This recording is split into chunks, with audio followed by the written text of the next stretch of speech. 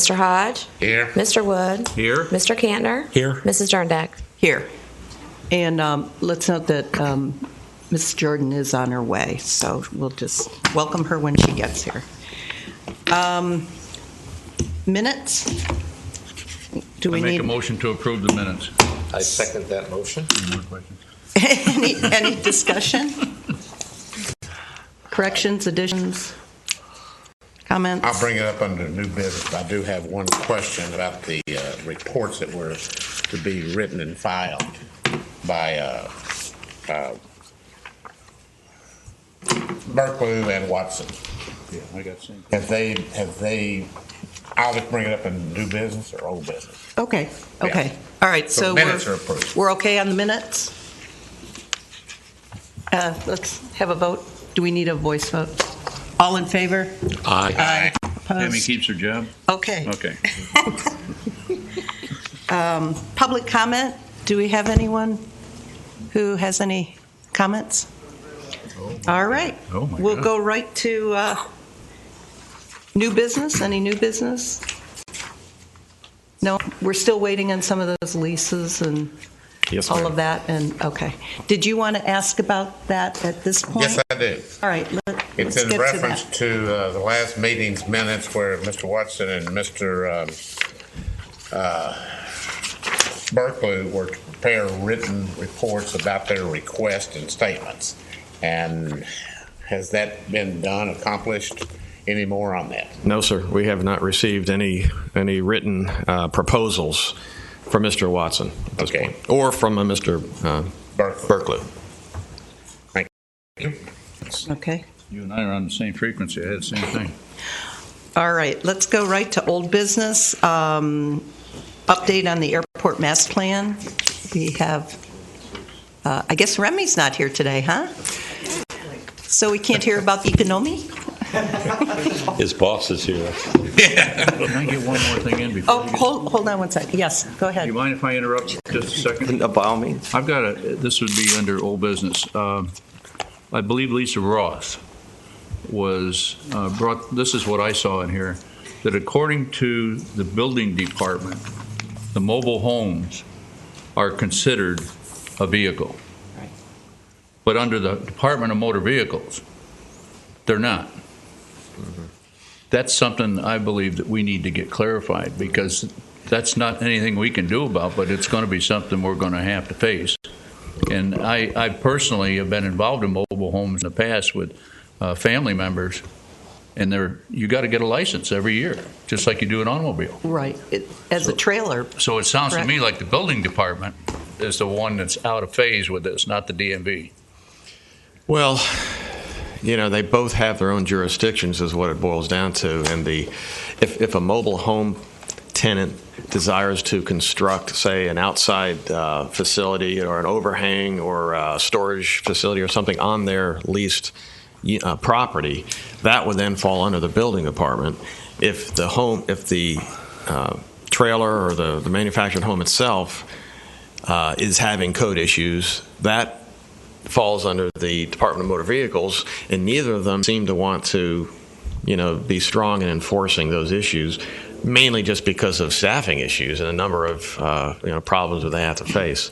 So we've gone back and forth trying to get both of those. Sometimes we've gone to the health department to try to get issues resolved and try to have them issue a citation because of there could be rats or whatever in the facility. So the bottom line is the airport being in the residential business has become more and more of a problem. We've had some just a long list of issues that we can discuss. Probably be better one-on-one, or a visit to the airport office we can give you where we are in that. But that's why, as we get into the master plan, why our discussions with Recondo and Associates has been, and with the public meetings and with you all, have been, we need to take a look at what we want to do in the future there. Do we want to continue to be a residential landlord, or do we want to move to more of a commercial development in that site? And of course the staff is leaning toward and has mentioned to Recondo that we'd like to go in the commercial direction. That's more of a, especially when we're talking a commercial airport now with airline service and the focus there. So I don't know, that's a long answer as usual to your question, Skip, but that's where we're headed. But isn't this something that, I mean, we're dealing with these leases every meeting, and it seems to me we should get this squared away before we sign any more leases. For your benefit, for the benefit of the staff. Right. I think you guys am I are off base or something on that? I think they're kind of dealing with that with the annual lease. Everybody has to come in January. Am I correct? Mm-hmm. And They renew in January. yeah, and that we're moving away from allowing sub Correct. leases so that we don't have that problem. Which I don't know what's going to happen to the several owners that own multiple mobile homes, but I think that'll come up in the master plan too, because it looks like in the master plan we're presently keeping it as a residential area and not really addressing an alternative, at least that I saw in the master plan. So that could be something that we want to address today too. Make sure it's discussed in the text. Thank you for your indulgence. No. I just felt we need to get this out of the way for you. Sir, for the this is- master plan too. This is your meeting. I'm a guest. So, good morning. For those of you who don't know me, my name is Pete Racondo. I'm a senior vice president with Racondo and Associates. I'm here on behalf of my colleague Remy Lucette. So most of you, I think, at this point know Remy. Hopefully, have a lot of admiration for the young man. He's done a lot of great work, hopefully for you, but for our firm as well. But tremendously selfish guy. Tremendously. Two examples I can give you. Nine months ago or so, him and his wife decided to start a family. And then, first example, and then the second example is they decided to have their first child yesterday. So for that, he conveniently is not here today, and now I've had to kind of fill in for him, and I'll do my best. But all kidding aside, it's for good reason he's not here. I think he'd be the first to tell all of you that he wishes he was here presenting to you, but he's got some important matters to attend to. Somehow the baby didn't fit into the master plan. It's not even the airport layout plan. Please, for the commission, wish him and congratulations to him and his wife. Yes, please. I will do Yes, that. Thank you. absolutely. I can guarantee you he's very appreciative and humble by it.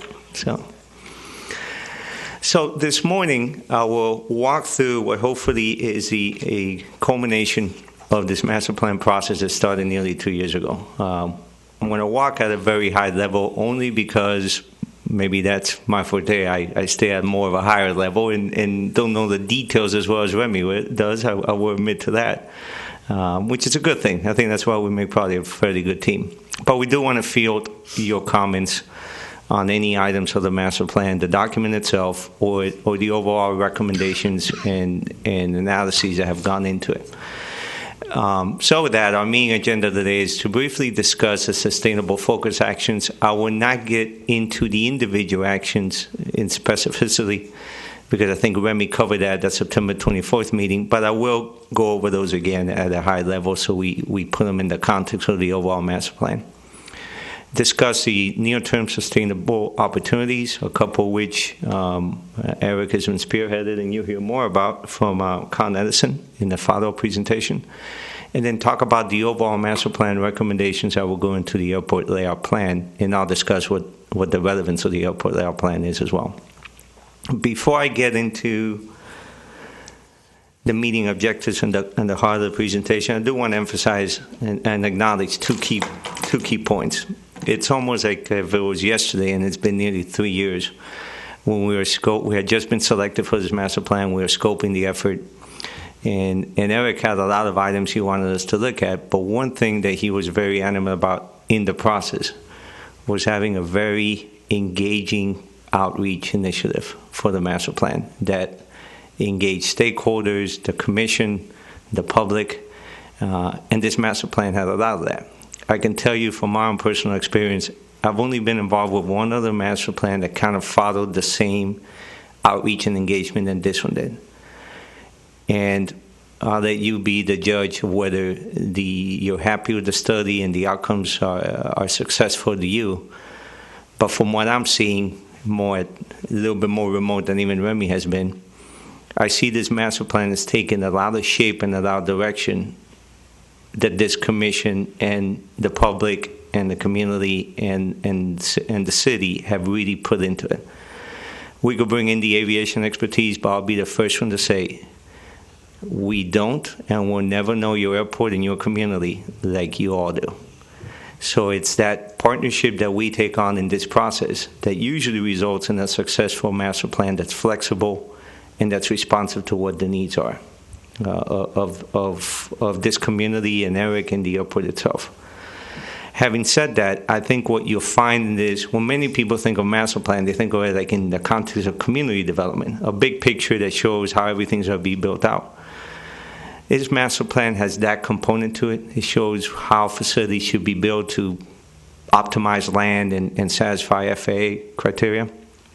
But it also has a lot of high-level management, policy decision type tools and high-level items that will hopefully, to the point you were just talking about leases, not leave this commission, the city, and Eric in the dark as to what to do over the next 10 years when new opportunities arise and Eric's trying to figure out where, do we want to do this, do we not know what to do this, where do we place it on the airport or not.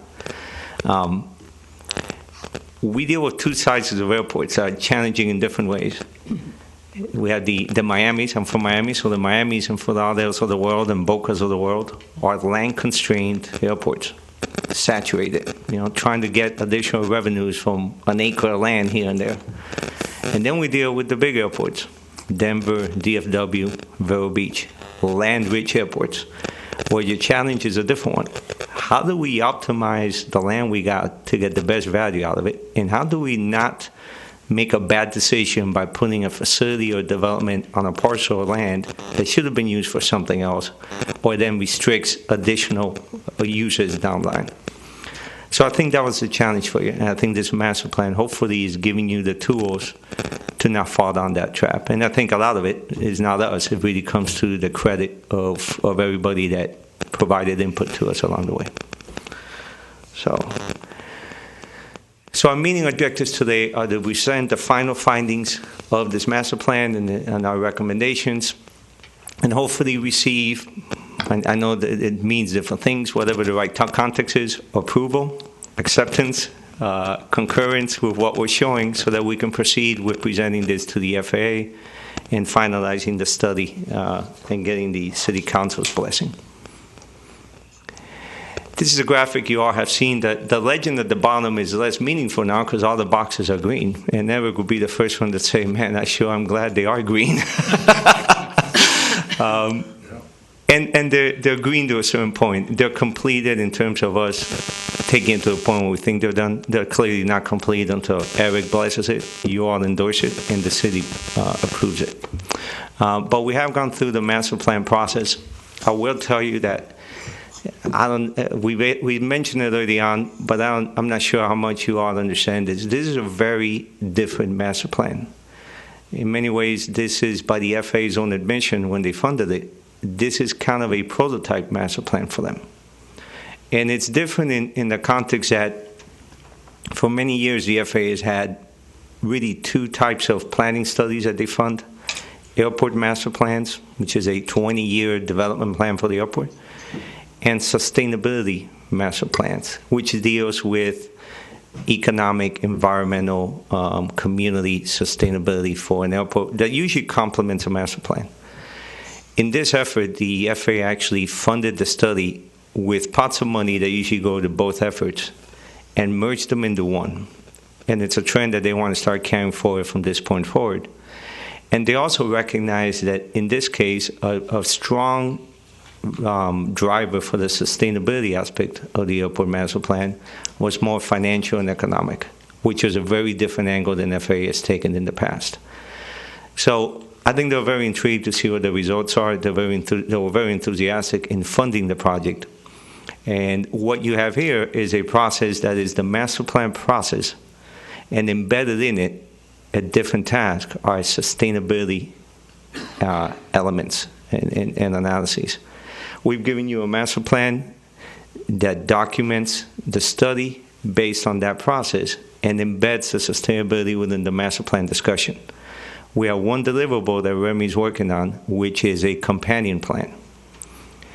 The companion plan is almost like the best way I can characterize it is, rather than going through this thing, it is the desktop executive summary of the sustainability goals, priority, actions, and initiatives that you should take on. Probably 20 pages in length, flashy, glossy, everything, we're all proud of the pretty pictures, but really takes everything from the sustainability side. And to me, it almost has the aspects of a strategic plan and a business plan without it being that, because the FAA, quote unquote, does not fund the business plan. But it basically gives you that as a management tool that will be forthcoming, and it'll pretty much condense some of the hot items that you'll be using for day-to-day management decisions and policy setting. So. And I take it that's probably all the FAA will end up reading? Probably not even that. That's a good point. I mean, do they actually read these documents? The FAA takes, generally, even though they fund the whole study, they take two actions on the master plan. They review and approve the forecast, which was done in July 2014 or thereabouts. And then the second piece is they review and approve the airport layout plan. That's the last piece of it. With the airport layout plan, it's a set of 15, 20 sheets, give or take.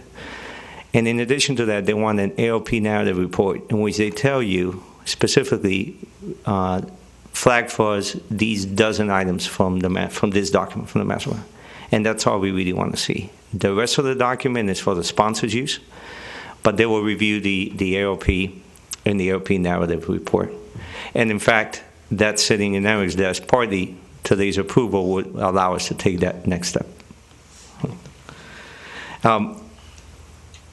And thank you for actually stopping me. I would encourage you to please ask me questions as we go along, interrupt me. As I said when I started, this is your meeting, not mine, so I can, it's probably test me to see how well I can keep my train of thought going if you interrupt me along the way. So the review of sustainable focused actions, these were developed primarily through a visioning charrette early on in the study. We ended up with 4 key priorities in the areas of the overall master plan priorities, and then financial responsibilities, community priorities, and energy and environmental priorities. Those 4 priority areas yielded 8 specific focus goals. And I'll read them only because I think they're important to make sure we're not missing anything. So I apologize if I'm doing more reading than I tend to do. On the overall airport master plan priorities, essentially was to get the airport layout plan up to date that reflected the vision and the actions of this the City Council and airport management foresees as needs on a go-forward basis for the next 20-year planning horizon. And the second piece is to maintain a safe operating environment. That is an FAA objective. That's always an airport objective, while also recognizing that federal funding is getting more challenging and is, if anything, uncertain at this point beyond the next year. On the financial responsibilities, because of the funding uncertainty, develop strategies to strengthen airport businesses and attract and diversify airport businesses on the airport. Keep your competitive rates and charges keep rates and charges competitive to the local businesses. And that's important because I think that goes to the first point. Growth in businesses at the airport and the diversity of businesses at the airport in and of itself contribute to competing rates and maintaining rates and charges competitive. So the two do go hand in hand. And then look at other infrastructure needs. Again, this airport is land rich, but today not all the land is developable. You need to invest into it to be able to get the infrastructure that you need to support development. So look at a plan to gradually bring that in, ideally through state funding if that's an option. Community priorities, our focus goals are to install a sense of community pride. You'll see that when we talk about Aviation Boulevard, and really the central retail commercial theme that we're trying to create through the spine of the airport, which I'll discuss shortly, and be an attractive destination airport. And on the environmental side is look for ways to reduce your energy and the environmental footprint in the most cost-effective manner, and we're going to have a presentation on solar panels that lends to that shortly. Now, those focus goals translate themselves into 14 specific focused actions, which also came out from the vision you showed. They include and you'll see them reflected in the plan and recommendations that I should present to you briefly. Increase the use of Aviation Boulevard is the first action. Second item was look for opportunities, which we did, and then now it's actually unfolding into seeking opportunities for scheduled commercial air service at the airport. Renewable and alternative energy projects, which you'll hear from today in a different presentation. Develop Airport Commercial Village. That's tied to item 1. Aviation Boulevard and Commercial Village go hand in hand with each other. Look at the airport land use strategy. We came up with cores, 8 or 9 cores, which I'll present to you today, that help achieve that. Improve the marketing of VRB, especially as you get into commercial air service. That's a key thing for the sustainability of commercial air service, is the marketability aspect, or the marketing aspect. Promote the airport as a business-friendly place, and that's more for the community. In that, maintain competitive rates and charges, which I alluded to earlier. Track funding sources and funding trends, alternate funding sources being the key on that. Energy consumption and ways to reduce that is Focus Action 10. Focus Action 11 is to maintain proactive coordination and planning with FAA, FDOT, other regulatory agencies, the city, the Airport Commission, and other stakeholders. Recycle asphalt grinding. It's funny when you look at this, and I first read it, I'm like, wow, at a real high level with the first 11. Then we're getting into kind of the nitty-gritty with asphalt grindings. But it makes sense. When you look at the airports you all have reviewed and approved and whatever it does, a lot of the money that's spent, capital dollars spent on the airport, is on asphalt rehab, asphalt overlays. There's a lot of asphalt in this airport between runways, taxiways, and the like. So looking for ways to be sensitive to the environment with these kinds of initiatives, which have been employed at the airport before. It's a good thing to maintain on a go-forward basis. Hey, Pete, could you think we could change that to recycle construction/development byproducts? Because we have done some work also with concrete, and we've had to recycle that as well, not just asphalt. In fact, we had tons of concrete left over from remember the Acalina site that went to assist with building a reef. So I would just make that a little bit more generic. I meant to tell you that, but we might as well do it now because I have a feeling some of these folks are thinking that. We might as well do it now. Let's go ahead and do that. So let me make sure I get this right. Recycle construction/development byproducts? Yeah. Okay. And Pete, while we're making a change on number 6, Yes, sir. I would suggest we put a K in front of the VRB, because VRB addresses the entire city of Vero Beach, where K is the airport. Okay. Make sense to you, Eric? He's actually got it spelt out in the big document. It says Market Vero Beach Regional Airport. I think just for the presentation he'd used a abbreviation there. But in the document it's going to say Market Vero Beach Regional Airport. They'll just spell it out. Okay, because K is the airport. Yep. That's true. Got those? Okay. 13 is the implementation of an airfield incident and accident program. It's more of a lessons learned, seeking ways to avoid or minimize or more proactively not be in a situation where you have exposure or risk to incidents and accidents. And lastly is a proactive wildlife management program, which Eric has already implemented with federal funding. We actually had that delivered today, all approved by the FAA. So item 14, at least the plan, is completed and approved by FAA, but it's an ongoing process, so it should definitely remain. Yes, sir. Good? Very good. Okay. So a couple of notable sustainable development opportunities. A few meetings ago, I believe we had Sixo Consulting come here and present the findings of a true market study. Really what they're trying to get their arms around is from FDOT databases and other databases that airlines report activity to, get a good sense of the amount of traffic that is generated from what is the catchment area for Vero Beach. And the catchment area is shown on the 4 municipal groupings are shown on the left. And what it really presented was on an annual basis, in terms of total passengers, you have about 2 million passengers that are originating, and that's the key point, originating passengers from this area. If you convert that to an employment level, you're looking at an airport that could fall under the small hub category. Look at the Sarasota, airports like Punta Gorda that are initiating service. It really showed that this region has that much demand that's really driving north or driving south to achieve that. And we talked a lot about, understanding the differences and caveating the fact that once you embark on this process, it's not just getting the service, it's retaining the service to the point of sustainability. Marketing goes into that, and carefully being cautious, which I know Eric has been with the use of incentives. You want the local demand to be really what supports the flight, not incentives. Incentives will go away, and the local demand, if it's not there, will not sustain the flight. And I think Eric fully understands that, and so does the marketing team. And they've,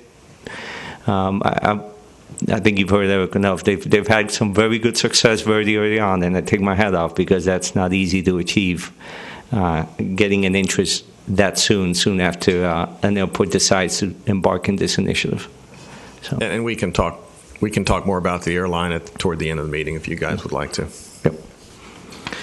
On the renewable energy for airports, we were just speaking earlier with the folks from Con Edison, asking me a question, how much momentum are you seeing the solar farms and renewable energy taking at airports? And it's taking a very high attention span and commitment in terms of these things being implemented at airports across the country. The benefits, environmental, financial, and social, are just equally strong to really support that. So I'm not going to steal Con Edison's thunder. I will let them talk about that. Lakeland is an example of an airport. Eric's going to correct me if I'm wrong because he's got more educated in this than probably I'll ever be, but they have one solar farm that was approved 2 or 3 years ago. They recently got approval this year for 2 more. So I think you're looking at about 3 solar farm installations eventually, or these approved at Lakeland Airport. It's been a fairly good success story, and in terms of the opportunities that exist at VRB, they're definitely there from a landmass availability, from a master plan compatibility, and we've been working with Con Edison to help cite where these potential sites could be that align with your land use plan and your 20-year master plan. And we have 3 real general areas, 3 sites that we've been looking at, and again, we're going to talk more about it, but we've been helping Con Edison in understanding the glare impacts to the air traffic control tower and to aircraft approaching the runways from sites 1 and 2 primarily. So the facilities and the infrastructure development overview. Again, this was done in close coordination through the vision meetings, the public, internal staff meetings, and working meetings. 2 goals are really pretty much override this. The first one is the one FAA is going to hold our feet to the fire, is make sure the 20-year aviation needs are accounted for and protected for.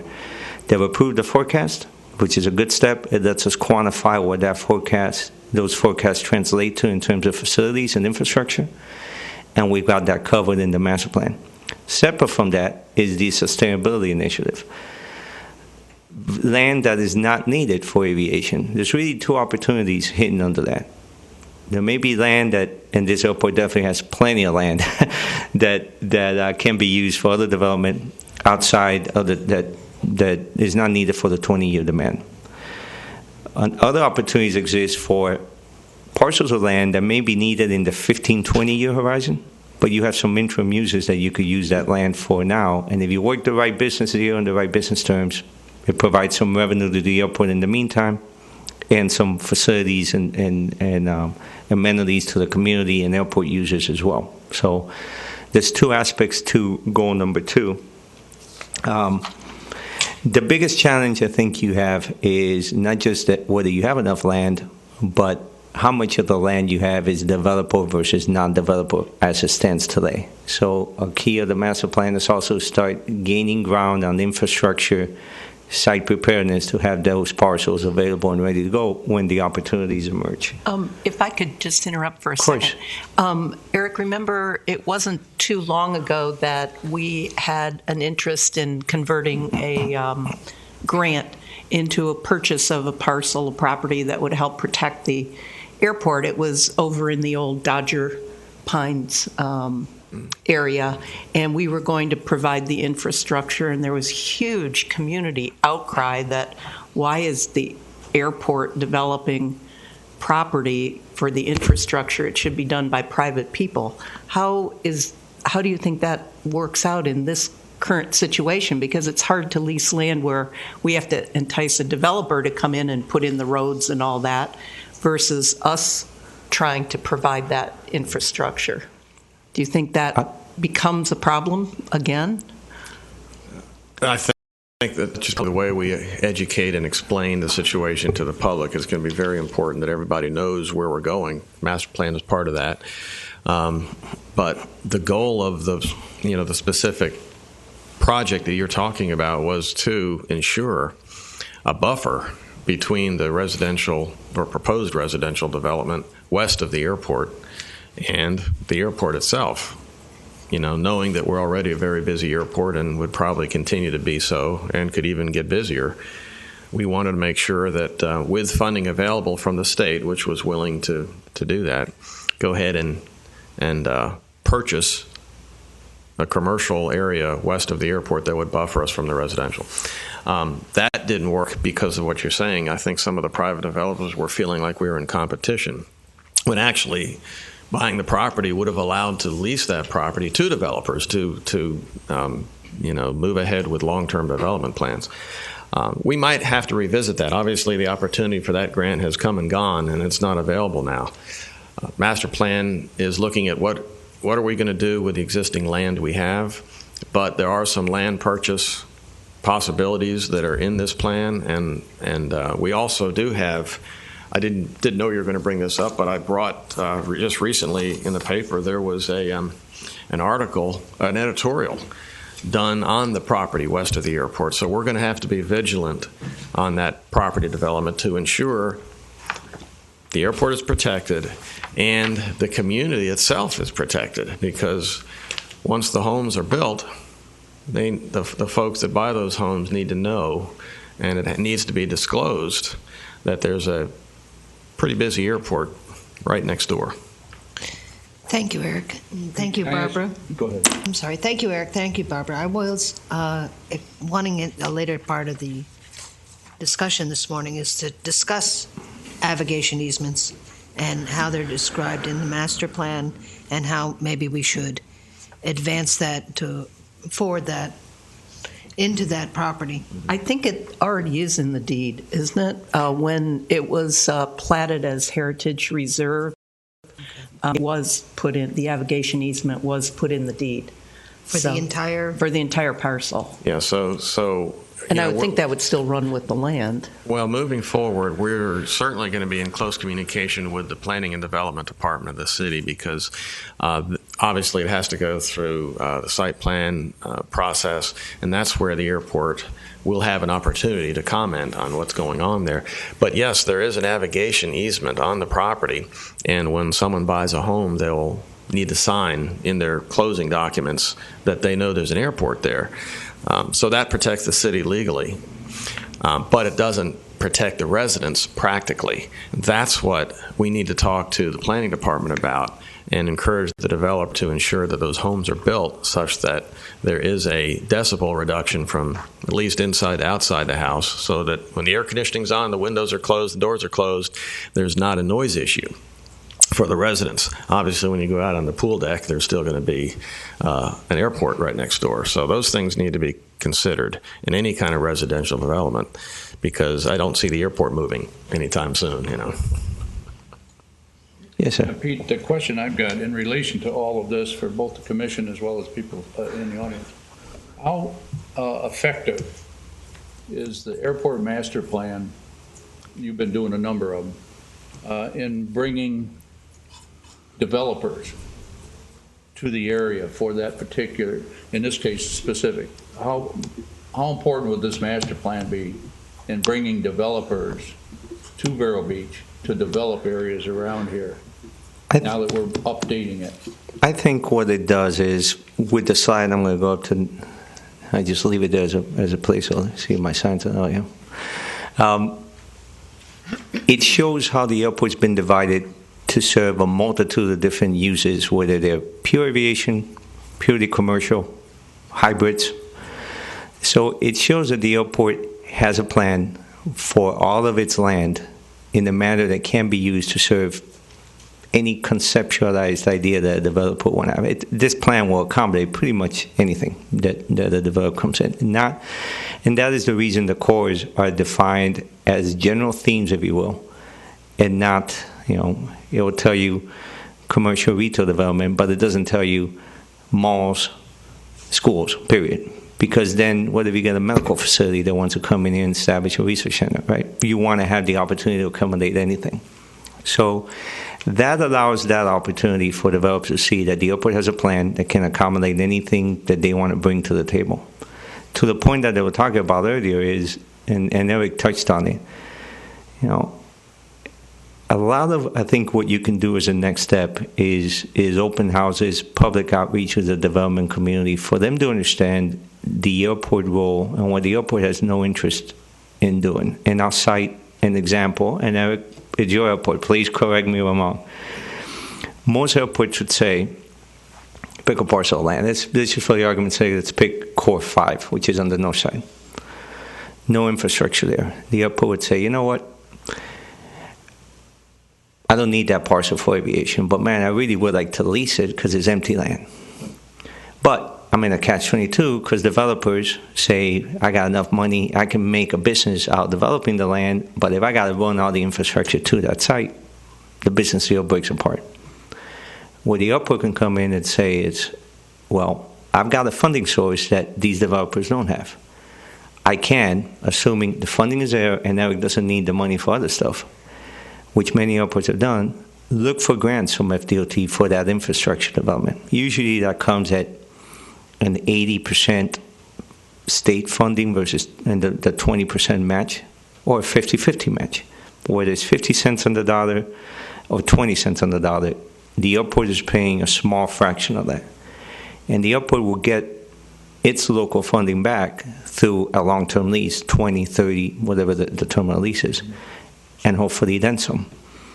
Airports sometimes also strike deals with developers and leases as not just the ground rent, but it has also a revenue sharing component, which allows the airport to get some additional monies after a certain level. But that is money that allows the airport. Now, again, the airport would say, we're not builders. We're not here to build that infrastructure. We will put that out to the community and the developers. You guys build, we're funding it. So they'll put out an advertisement, community benefits from the construction, infrastructure is in place. Now you've got a parcel of land that has infrastructure access that now facilitates a lot more development opportunities that weren't there before. And again, the airport's now looking into developing each of those things. That's what the developers would come in and do that part. They're looking in more leasing the land, and as a landlord, seeing what's the maximum revenues they can get for the success and the leasing of that land. That's where, in many airports, DFW's example has a major commercial program. They're constantly battling with the local communities because the local communities feel that they are competing with them. And it's a lack of understanding. It's not a competition. If anything, it's creating some more opportunities that were not there before and leveraging funding sources that the private sector would not have access to. So I don't know if that answered your question. I think, Eric, you're right. It's a matter of explaining what's going on to the community. And again, I go back to the fact that the airport's about 1/4 of all the property in the city of Vero Beach, and it's also the last developable property, basically, within the city limits. So, absolutely, we're not really competing with other interests within the city because there isn't much land left to develop in the city. So, I think that's just a matter of explanation, and then again, marketing this. Maybe I think you've been talking with like the Chamber of Commerce and everything about marketing the airport property Yeah. for lease. Did the enterprise zone go away? It'll sunset at the end of this calendar year, so it's It will, and it's not going to get renewed. right. Okay. EDC meeting had some discussion on that about to keep it, bring it back, create our own, and that pretty much went nowhere. Nowhere? Okay. But those are all opportunities I would presume that we could pursue if there was a great interest in it. We talked about free trade zones and all kinds of things, but we just haven't had anyone that's been interested at this point. So hopefully this document will help give developers and businesses a little more security that their investment is going to be secure. And again, one of the reasons we wanted to do this to begin with was so that if a hotel wants to come in to the core, they're not going to end up with a factory next door, that we've got a plan and that their investment would be protected. And I think that's going to go a long way to helping sell the idea of building at the airport. Absolutely. And to a point you made earlier, it's interesting, again, as an outsider looking in, because of the share of land the airport comprises as in relation to the overall city acreage. And because the airport is a department of the city, the airport is the city. It's not competing with the city. So that's kind of a first message to go. We're not trying to compete with ourselves. We're here to really facilitate how this landmass can be optimized for the airport's use and the community's use. Okay, so on the strategic land use cores, this will get a little bit on the mobile park question that Eric just alluded to earlier. Core 1 is the airport commercial village. Great parcel of land for the non-aviation development. It's your integration with the city, and it's the front door of the airport, really. It's a wonderful parcel for that commercial village theme, and it's really tied and dependent on continuing to invest in Aviation Boulevard. Core 2 is where the propensity of your facilities are there to there, your aviation facilities. And as you go into the 20-year horizon, Core 3 becomes your more immediate aviation support function as well. In the longer term, now as we push the 20-year, the Core 4, the airport northeast, and Core 5, the airport northwest, also offer opportunities for aviation because of the proximity to the airfield. That's the key. You want to keep aviation facilities in close proximity to those runway and taxiway systems. Here's areas where you need to start investing in infrastructure and dealing with the environmental limitations that do not allow the full development of those areas in some cases. Same thing with Core 6 is Airport West. Infrastructure needs to be added to it, but it provides capacity for the non-aviation commercial development. Core 7 is Airport West Commercial Park, almost complementary what you have with the Airport Commercial Village under Core 1. And the last element you have is Core 8, which is the mobile park, which isn't done away in this program simply because there's no need to say it needs to move tomorrow. You know, that for different reasons, financial/economic, community, and everything around. I wouldn't use the word political because we're not a political entity, but there's some of that too. You know, if this was a landlocked airport, we'd probably say you need to really move aggressively to get that area turned over for aviation uses or other uses. We don't have that here. Now, having tell you that, airports are generally not locations for residential development, residential facilities.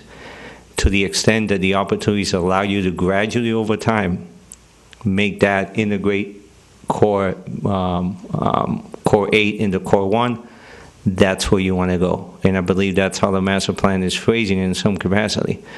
But it's not that we're turning our head on and saying don't do it. It's just the reality is that you got people that is their residents, and just pulling them out for the sake of saying we want to clear that tomorrow is not the most appropriate tactful course to take. So the master plan is encouraging to not nurture additional development of that area, and ideally transition out of Core 8 and blend that into Core 1 over time.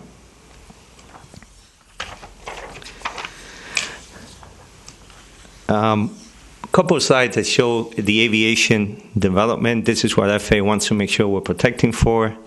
You see a lot of taxiway extensions, preserving the ability to extend the crosswind runway.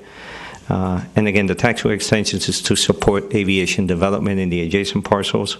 And then a lot of aircraft hangars and corporate hangars, private and public. Those hangar developments is always demand-driven. So as you see that, you just want to have the site ready and be ready to respond to it, but they're demand-driven developments. So this is the first areas that we need to flag out in the FAA, per the FAA requirements, and then the remaining parcels are the ones that we use for the non-aviation development.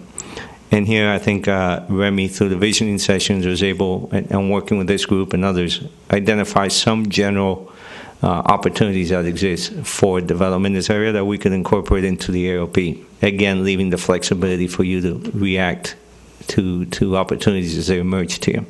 Solar farm is clearly also shown in there under the Site 1 that you saw earlier. So questions? I think I saw, no. From a project implementation, we take these two slides, merge them together, and carve them up into kind of a phasing plan. To do that, we really define what we call planning activity levels. We have 3 of them. Planning activity level is representative of what most people understand as the 5-year capital program, really the 2015 to 2020 horizon generally. And the projects that you saw in the prior slide have been carved out into there, and you see that a lot of the development is really occurring in cores 2, core 7, and then gradually working itself into the midfield core. Planning activity level 2 gets into the next 5-year increments, 2021 to 2025, and it shows how the taxiway systems are then brought online so that you can continue developing the midfield area, midfield aprons and hangars and the like. This is important for FDOT and FAA to understand the airport's forward thinking as to when they're going to need funding support to be able to develop those taxiway systems. And I would tell you that the 10-year plan is usually about as good as the crystal ball will let you see. We do a 20-year plan, but we got to be flexible and adaptable because a lot will change between now and then. If the commercial service initiatives do take off, we do consider over time the opportunity to develop, I believe it's box 26 and 24, a new commercial development terminal and parking areas on the northwest quadrant. Again, that's not trying to get ahead of ourselves, but if Eric keeps doing what he's doing, this may be in the 5 to 6 year plan, not the 10 to 20 year plan. But it's really not a whole lot up to me. It's the economy that matters. And a good economy means more people flying. Quick question. Yes. You're showing these particular capital improvement plans based on this, but in the master plan, you've got several options. Like one shows the commercial terminal at the midfield. Yeah. Do all of these get presented, or just the ones that you're showing Typically, here? you would present just one, what you think at that time now is the preferred option. However, for any of these planning activity levels, even those within the 5 years, you may get a tenant that says, hey, we want to build,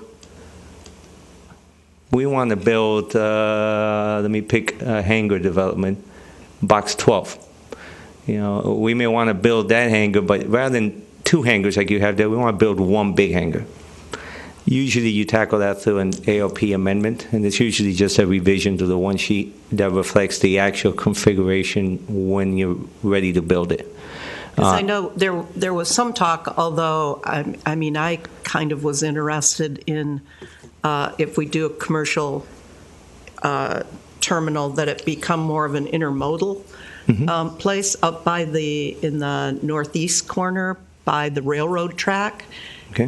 For bus, train, airplane, and I understand, at least from reading a lot of this stuff in here, that the federal government likes intermodal facilities and will supply a lot of funding for that. Is that, in your experience, an option of something? Oh, it absolutely is an option. Because it really hasn't been shown in any of these. And I know we've got environmental problems up there and everything else. And then we've got the utility taxiway or runway that we'd have to cross and everything else. But I didn't know if that was even an option to considering funding sources for something like that. If you do want to have, to answer your first question, generally the master plan document will hopefully give you a handful or more options for any development than what you have in here to allow you to explore that and to really change horses. That's what makes it the adaptable and flexible piece.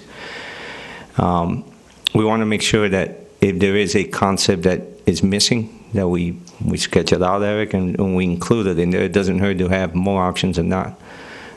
To your point of intermodal facilities, Orlando's a perfect example. They're building one now as part of their South Terminal.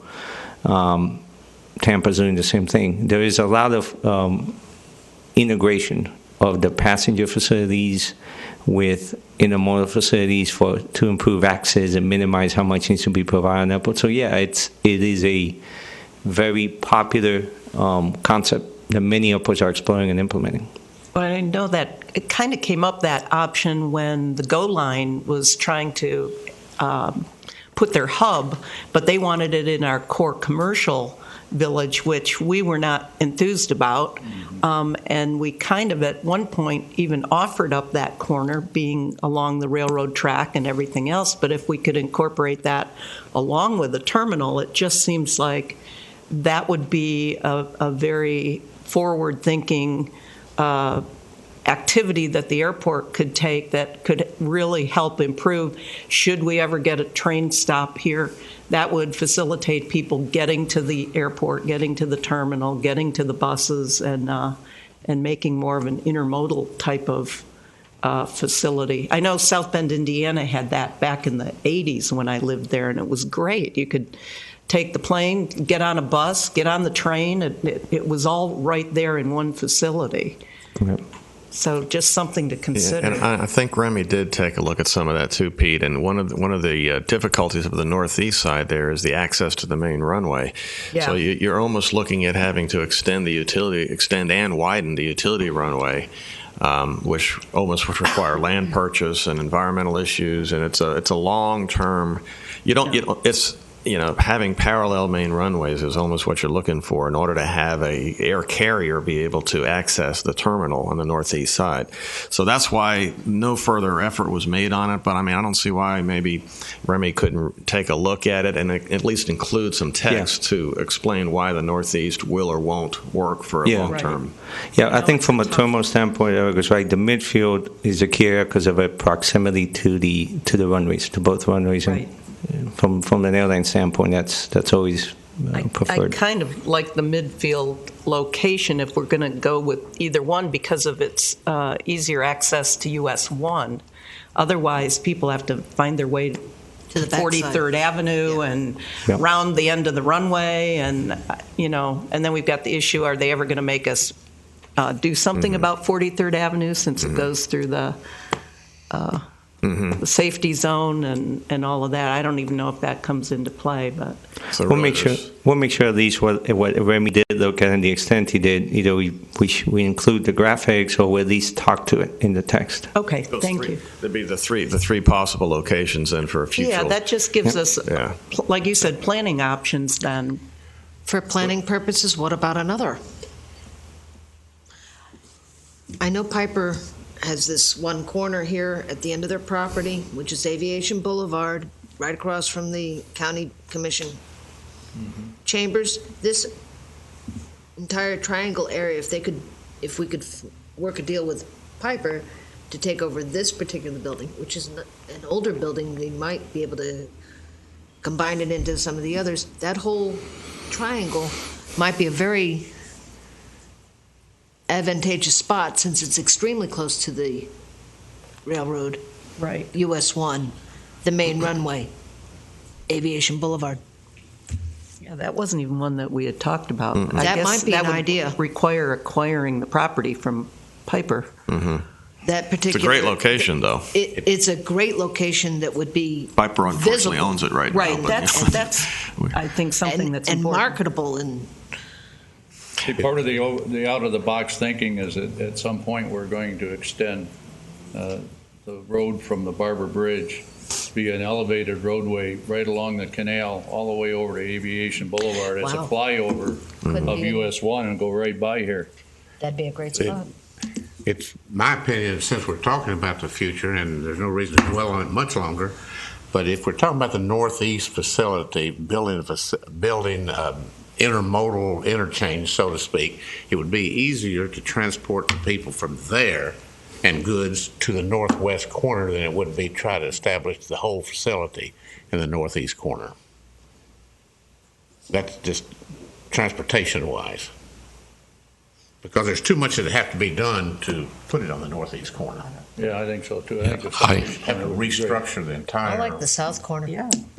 I agree with Mr. Hodges. I live not too far from the airport, and when I think about all of that land behind the fixed-based operators on the east side of 43rd Avenue, I've always felt that that would be one of the finer, better locations off of 43rd Avenue in that quadrant. I like the other two in the northeast and whatnot, and what Mary just mentioned. But again, you've got other issues with the railroad tracks, Highway US 1 and whatnot that you might not have on the 43rd Avenue portion for locating for But you future wanted expansion. intermodal. We were looking at that as an intermodal spot down here in the southeast corner. Right. I agree with that one. I'm just thinking if we did not go down that route, that would be a better place for terminal and freight airports, whatever I think the case water may and be. sewer should just move. We'll just put it there, right on the railroad track, US 1, Aviation Boulevard. No, they wouldn't be happy about that. We let Peter move on and we'll brainstorm this at a later time. Well, I think we have to do it now because this is the only time we have to talk about this, and this has got to get into the plan if that's what we all want. If we want two more Yeah. options. I mean, I think, it is kind of late in the process now to think too much outside the box, although, as Pete mentioned, we're always coming back, over 5 years or so from now to review the airport master plan and do an airport master plan update, and things, a lot of different factors can come into play over time. But I think Remy has looked at some of these things, not the Piper property one, I don't think, but perhaps you just talk to Remy about what has been reviewed and take a look at some of the text changes that might be needed to just summarize what items have been looked at, and then put it into the airport master plan in the text side of it. If we start to go into a lot of different options and fleshing that out, that runs into cost, which we'd have to then modify the contract at this point. So I'd say, early on we looked at the Northwest and the core area as two potential airline terminal sites. And none of these others were brought. Well, the Northeast was. I think we did talk about that at one point, and I think that should probably be certainly both of those ideas should be talked about the text. But if we change too much now in the what we have, we might have to go back and have another meeting or two before we go to City Council for approval. And we're kind of late in the process. And let me add to Eric. We can add those comments because I think to the point that you want to flag it and put in someone's radar screen that those are options we want to explore before we commit wholeheartedly to an investment. Adding that in text is easy. I would say that, does it change the recommended site at this stage from what we have? Probably not, because we'd have to show a significant benefit of the site you just, and I'm not diminishing that, I'm just saying we probably don't have enough to know if there's enough benefit to offset the cost to simply retain the property back and relocate the investment or pay off an investment Piper may have made in there. So you probably would still need the midfield as your preferred in the AOP. But I got no problem just covering in text the range of options. Possible options, yeah. That if this gets traction, you want to. That's exactly. When you get to a point you're building it, you're going to go into the master plan. You look at the AOP, presumably, and you won't jump into that. You'd say, okay, that seemed like my best option. What else did we look at? Let's convince ourselves that's the right one. That's what the master plan Right. supplements it. Right, Those and then are we have the Yes. financial feasibility side too, which even in this plan, we're not even considering the Northwest cost in the financial feasibility plan because it's so way out there that we just can't afford it, So we're right now with the plan you're looking at, when you get to Chapter 7, you'll see, and I imagine you're going to talk about that a little bit, Pete, but the financial feasibility doesn't even include the Northwest Terminal development because it's like $23 million, and there's only so many grant funds and airport funds available. Well, To and it do gets some of the things we're talking about. We're mainly talking about just modifying the existing terminal building at this point because of funding restrictions. Well, I think if the option is you can just write in that these other areas are potential Yep. sites, Thank you. and that if that covers us, and then it doesn't make it such a difficult thing to completely change everything at some later date. So just No. mention it, and Thank Absolutely. you. we'll go from there. Absolutely. If I were going to say one more thing, it's that it's just real quick that the infrastructure's already there, the water, the sewer, the electric. Easier access. I didn't hear you, Mary. Water, sewer. Everything's already Sorry. there. Infrastructure. Yeah, if you'll talk into your microphone, please. Sorry. Already in place. Go ahead. Yep. And I think I actually backtrack. I got to the 3 planning activity levels. Let me jump because Eric asked me a brief on it. The financial section is Chapter 7. Presents the projects with cost. Every project that I just showed you, the 3 planning activity levels, presents the projects with their cost estimates. Really, the theme of this master plan is kind of saying there's enough there to explore. VRB being KVRB being a commercial service airport. Take the initiatives to go in that direction, and everything is set up to really support that. Even it's as subtle as it may be, you realize we started master planning Vero Beach Municipal Airport and we ended master planning Vero Beach Regional Airport. Don't worry, Eric. I always say it was one airport. We didn't do 2 master plans. But point being is the financial plan is really just looking at what you saw in terms of continuing the GA, corporate aviation development, hangars, taxiways, tax lanes, and the like. We did not put in that new commercial terminal and the parking and that kind, because Eric just alluded to a key thing. The financial plan takes a whole different animal because not only do you look at that piece and those costs, but your funding sources changes. Now if the commercial service airport takes off, your funding levels within FAA and how they fund your projects changes.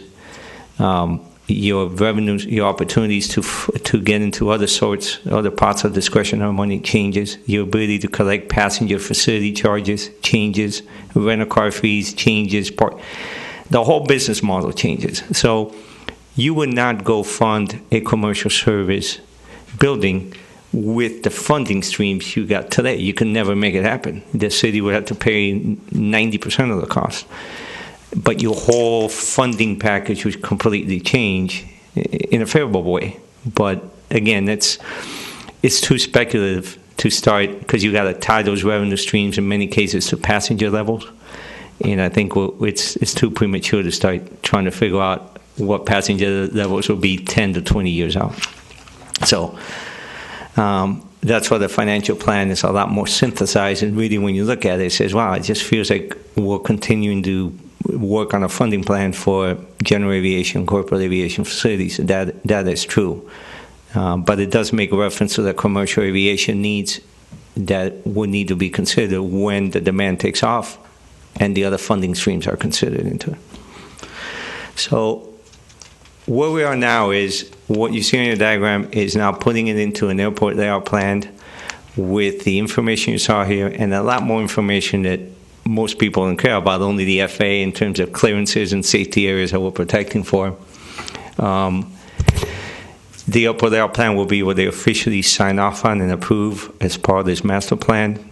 And with that, we'll need to submit an ALP NADA report that we'll be reviewing with Eric and hopefully addressing his final comments this afternoon so we can get that in the review cycle Typically, there's two passes of that. FAA wants a first set to look at for about 3 to 4 weeks.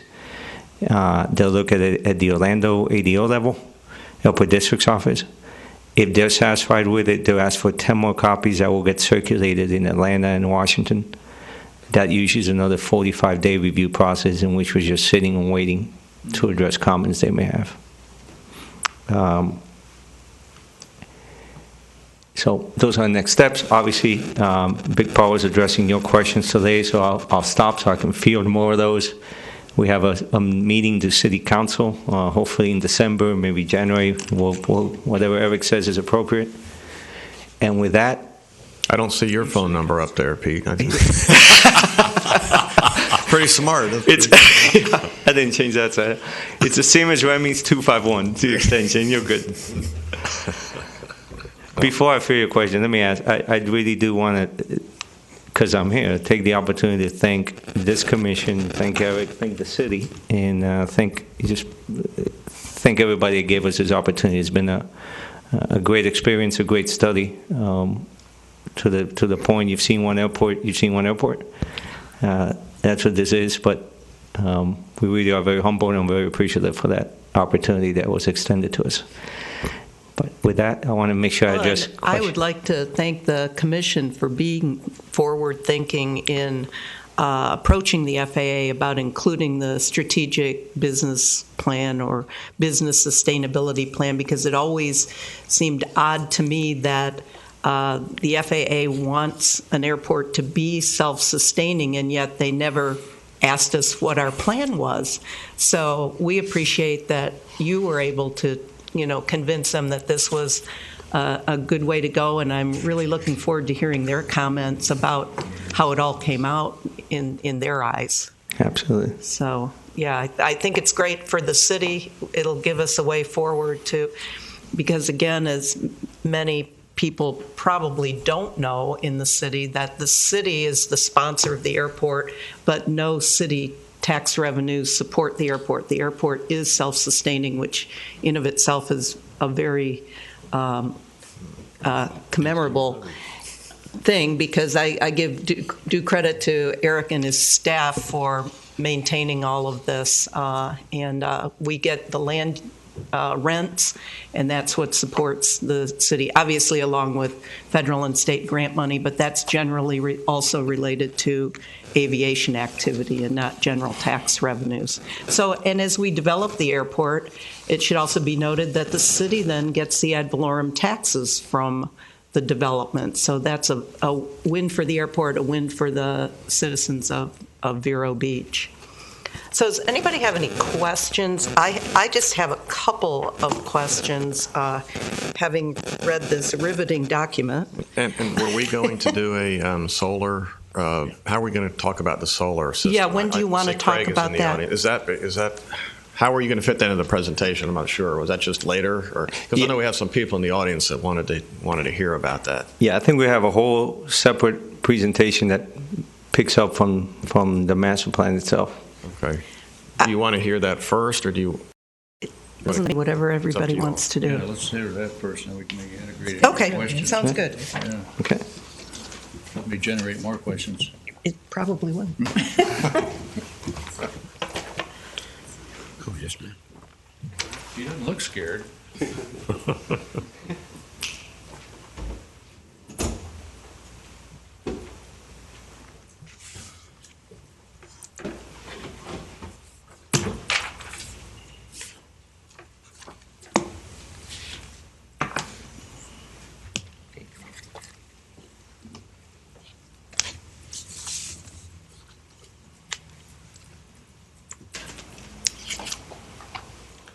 All right. Good morning, everyone. My name is Craig Fisher. I'm a developer of renewables with Con Edison Solutions. And today I'm here to basically expand on what Recondo and Associates has presented to you regarding the potential for solar development at the airport. I'm going to just basically go into a little bit more details on what that would look like and what the process would be, and what the airport's function in that would be versus what the cities and the utilities function in that would also be. First of all, I'm with Con Edison Solutions. We're a wholly owned subsidiary of Con Edison Inc. Con Edison Inc. has been in New York since 1823. We're the oldest company on the New York Stock Exchange, and we've been generating energy and selling it to customers throughout the New York State area since 1823. In total, we make about $12 billion a year in revenues, and we have over $41 billion in assets. And those assets are primarily energy-generating facilities. We've been ranked number one as the greenest utility in the U.S. This is a focus for us. Since 2009, Con Ed has had a direct vision of expanding our renewable energy assets, and that is done on the unregulated side, or my side of the business, a competitive energy business side, where we develop and do renewable energy projects. Just to give you a little bit more idea of how it's structured, most people hear the name Con Ed, and then I say Con Ed Solutions, and they try to figure out, well, what's the relationship? Well, we basically have two sides. The regulated energy businesses, which is the utilities. That includes Seconee, which is Con Edison in New York, and the Origin Rockland Utilities there also in New York that serves energy needs of the communities there. And then we have what we call a competitive business side, which falls outside of your federal utility regulations. And there's three businesses there.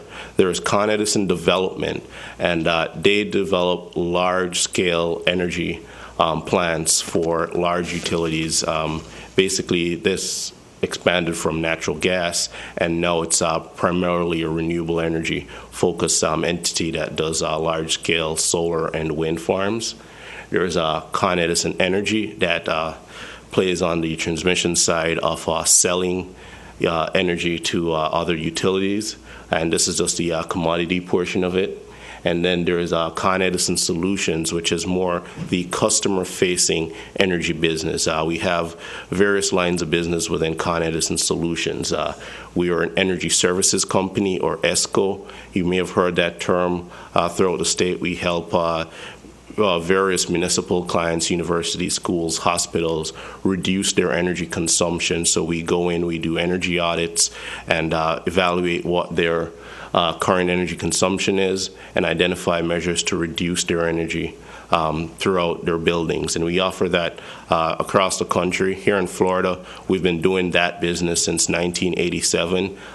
We've served probably over 40 Florida municipalities in this service. In just the last 3 years in this area, we recently completed a project with the city of Fort Pierce that if you drive through Fort Pierce, you'll probably see the LED street lighting. That's probably the piece that most of the citizens will see, but inside their buildings, we did a lot of other energy upgrades in them as well. And actually last month, we completed an investment grade audit with Indian River School District, and we're currently right now in the installation for that project and are currently looking at a phase 2 development right here in Indian River with the schools.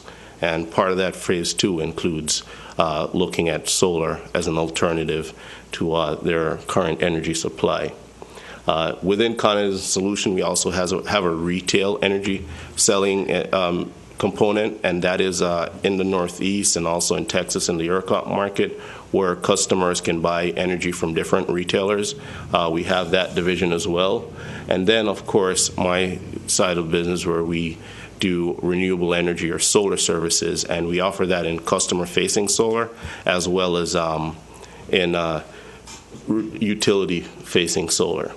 So all in all, Con Edison, everything we do is basically related to energy. We either generate it and sell it to utilities, or we are helping customers save it, or we actually do MEP design build, which MEP stands for mechanical engineering plumbing. That's where we basically develop, if you're trying to build a LEED building, we'd be able to offer you services to design that facility and also build it for you as well. And we do that here in Florida for a lot of large commercial entities as well. Now, switching focuses to specifically the solar, and to explain to you, we have over a gigawatt of solar that we own and operate currently in the U.S. Throughout the entire U.S., there's 20 gigawatts of solar as of last quarter.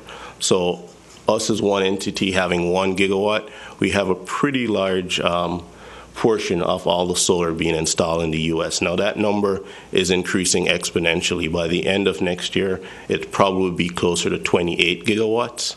And so the industry is going to have a very busy year next year. And what's triggering that is the expiration of the Federal Investment Tax Credit, or ITC. For any private investor, whether residential, commercial, or utility scale, that invests in solar and has a system online by the end of 2016, there's a 30% tax credit which you receive on that initial investment for that tax year. You also, the other benefit is also accelerated depreciation, where it is able to depreciate off the books within 5 years. These two federal programs is what has driven the exponential growth of solar, not only throughout the U.S. Here in the Southeast, we're a little bit late to the game, but we're starting to see it in the Carolinas.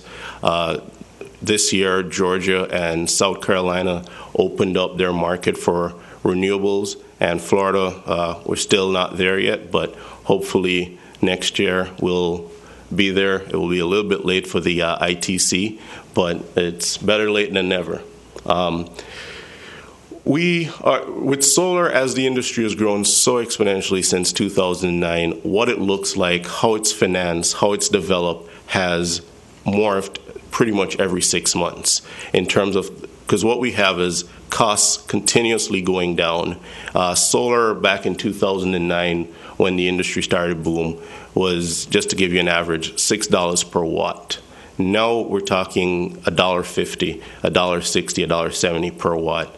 And that's just since 2009 in terms of construction costs for solar. So that coupled with the incentives has really changed the landscape. You've seen a lot more folks getting into the industry, both on the banking and investing side, both on the construction and development side. And the technology has continuously improved in terms of efficiency and reliability, to where now it's in terms of new energy that gets added to the national grid, solar and wind is the largest component of that, as coal is slowly reduced off that list, and natural gas also has a huge boom.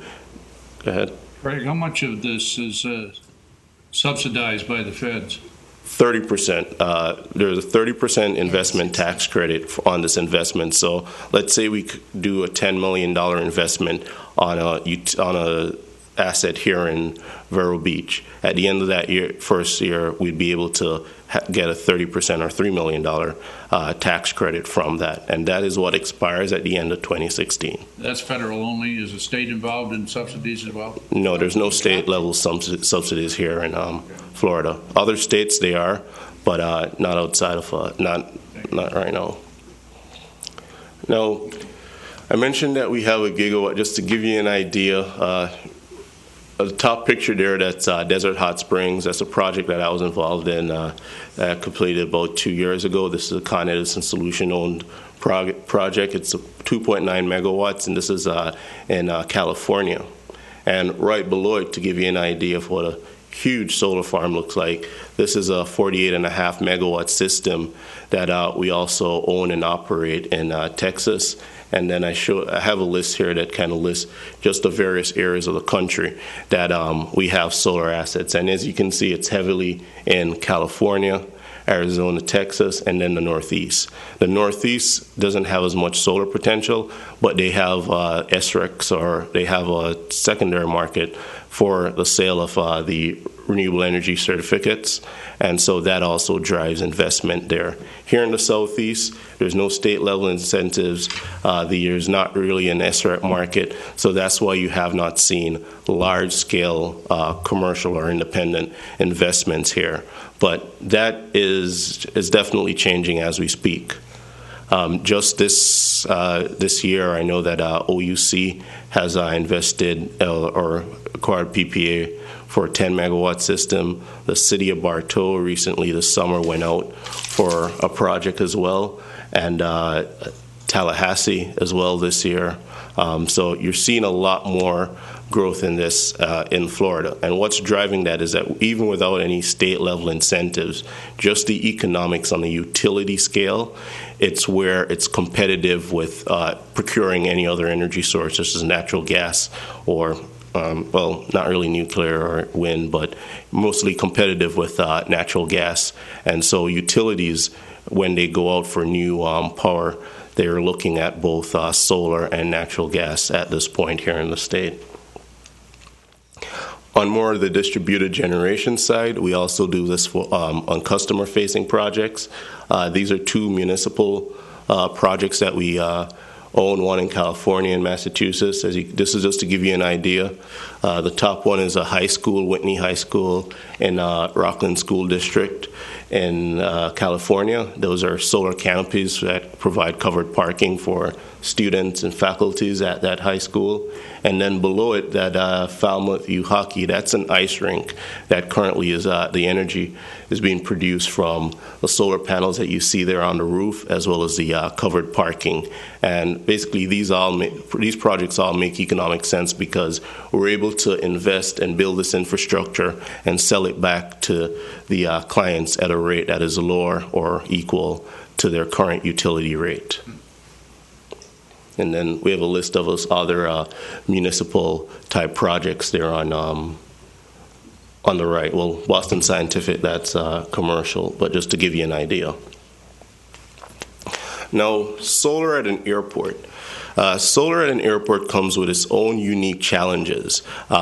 First and largest one is at an airport, it falls under FAA jurisdiction, and so there's certain things that we have to keep in mind. And the FAA has a solar guideline, which we're pretty knowledgeable on, and what it really requires is for us to perform a glare and glint analysis that proves that the solar will not have any interference with any of the navigation equipment and, of course, the flight paths as well as the control tower.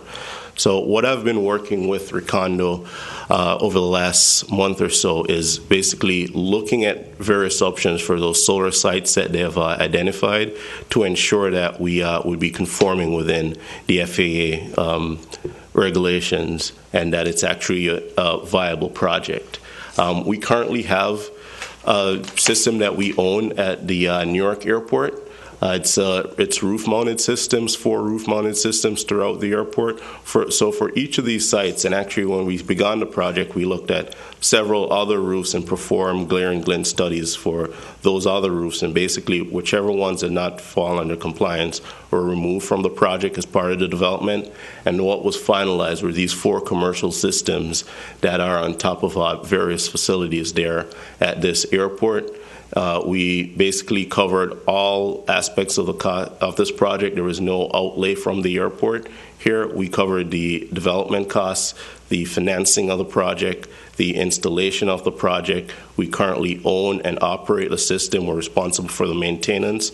The customer here at the airport basically has a 20-year power purchase agreement directly with us for the energy that is produced by this system.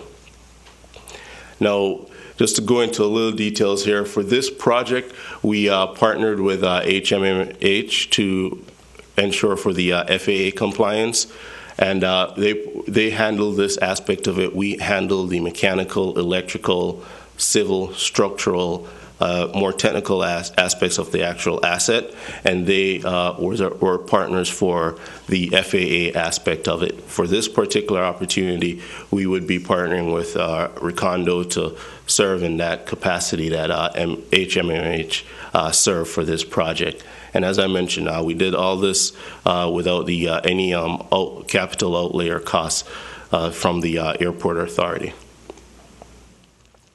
Now, before I go into the specifics related to the VRB airport project, I wanted to give you a little bit of an idea of how solar development works, because one thing that it's an educating process. It's a partnership where we're bringing in something new that's not your typical business, so we have to educate the airport on this.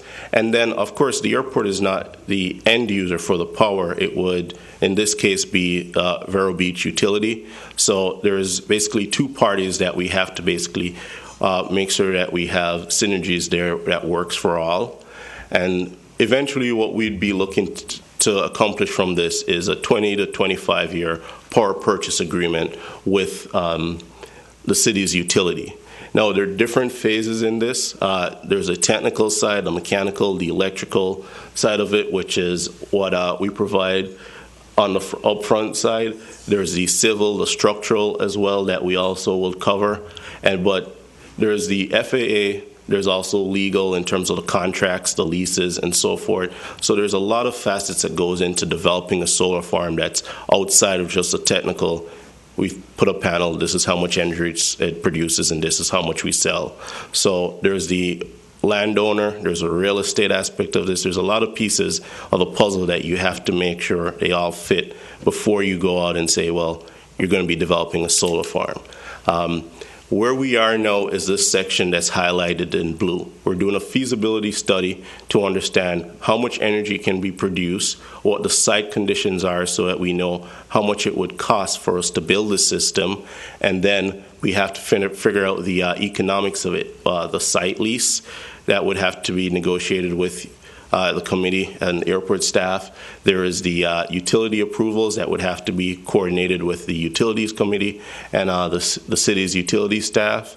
And then once we have all those pieces together, we have to have a viable site lease, a viable financial project that is attractive to investors. And that is what we're doing under this feasibility portion right now. Once we have that package, then the thought process here is that we would work with the city's procurement, but procurement would put out an RFP for solar investors to come in and offer competitive power purchase agreement rates to own and operate a system over the long term.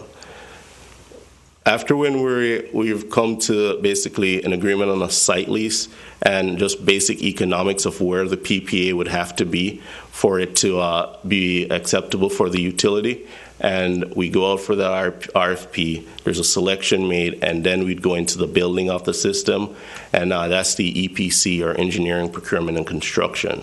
Once the system is fully done and online, the owner of that system is responsible for the O&M for the next 20 to 25 years. So that's where the site lease discussion is very important, because the airport, we have to make sure that it fits into the airport's master plan and its 20 to 25 year vision of just other developments that would be going on around this area. And at the end of the 20 years, if it's a 20-year PPA, there are various options. The city's utility could take over the system by purchasing it from the owner at fair market value. There's we could put in an option to extend the lease beyond 20 years. There's also the option where the owner is responsible for removing all the asset from the property and returning the land to the airport for potentially new leases. So there's two simultaneous process that we'll focus on in the next 30 to 60 days to see if we have the necessary synergies for this to be a viable and attractive project to investors. There's the site lease agreement, which once that we'll be looking at, and then the PPA portion. Before we get to the point where we can discuss a site lease, we need to find a suitable site location and then figure out the boundaries, exact area. Once we have that broken down to, let's say, 40 acres of land in the northeast parcel, then at that point we'll be discussing that with Eric. If it falls within within the sustainability plan, we'd be negotiating a market rate for the lease, and we'd be looking to basically draft that language that provides the necessary protections for the airport, as well as limits that any investor would be willing to accept. Once that is completed, then moves over to the utilities side and working with the Utilities Commission and the utilities to engineer and develop a project that, one, fits into their existing utility infrastructure and meets their long-term goals in terms of pricing that they would like to have for energy for the next 20 to 25 years. And I think I've reviewed the utilities documents, and I see where there is a viable project here, and so that's where our interest in continuing this process lies at this point. One thing that I should back up and show is that you have various companies that offer each and every one of these functions, from development down to the O&M. We're unique, and not just us. There's several other large investors that have this, where we have the ability to do the early development. We have the ability to construct it. We construct the system. We're a licensed GC and hold all the necessary electrical and mechanical license. Do this work in Florida. Thankfully, because of our utility side, we have the financing tax equity appetite to finance this project totally internally with Con Edison's capital. And we also have the long-term interest of owning and operating this energy generating facility, because we've been owning and operating energy generating facilities since 1823. So that's one of the unique things here. A lot of folks, they break this up. And what you'll have an early developer that approaches a landowner to develop one of these systems. They develop it, they partner with an EPC to come up with a cost, and then they go out to the market. And a lot of those developers, I get those calls on a daily, actually hourly basis at this point in time, from different developers that have pre-developed projects that they're looking for financing, and they're looking for a company like Con Edison to do that acquisition. And we do that. We have projects that we develop in-house. We have projects which we gain through competitive RFPs, and we have projects which are basically brought to us by developers and EPC partners that we have across our 1 gigawatt portfolio. That's just the nature of the business and how it goes from conceptual to an actual project. So we have these two simultaneous processes that we'll try to work out in the next 30 to 60 days. Right now, we're still in the technical due diligence. Once we have a viable site location, we'll be speaking with Eric and Rakonda and making sure that this system fits within that plan. Once it fits within that plan, we're able to we're not executing a lease, but coming to a mutually agreeable or viable lease that would then be presented back to the committee for at least a preliminary approval to then have us continue that discussion. Once we complete that, we work with the utility. We'll have to do a system impact study, figure out the cost for interconnection onto their grid and so forth, and negotiate the terms of a PPA. And all these things we have form documents for, like a site lease agreement and a power purchase agreement. The airport obviously has its own leasing agreement, so we'd probably start with that as the base document and move from there. A power purchase agreement, I don't believe the city's utility has a form PPA, so we would share ours. They would also be able to speak with Bartow and other municipalities that have done this recently and look and basically come to an agreement on what those two documents, the final form of those two documents will look like. And there. Just touching over a lot of the stuff that we did here. This site, I forgot, if this is one of our California sites. I believe this is Cochran site. It's just showing that this is something that we started from. It was clear land to a final system installation. And by us having, part of the reason why we don't just, we could act more as like a bank and just wait on the early developers to bring us opportunities. But the truth of the matter is, a lot of opportunities that we're brought are just not bankable. There's something in the economics or in the leasing agreements or just the way that it was structured that doesn't meet our risk profile. And typically, if it doesn't meet our risk profile, it probably doesn't meet the risk profile of other investors. And then you have what we consider an orphaned solar opportunity where it's just not bankable, it's not financeable, and it sits there. So that's what urged us to get in on a lot of projects on the early side, because what will happen a lot of times with just the way that solar has evolved is you'll have an entity that comes in, executes a site lease agreement and holds on to that asset.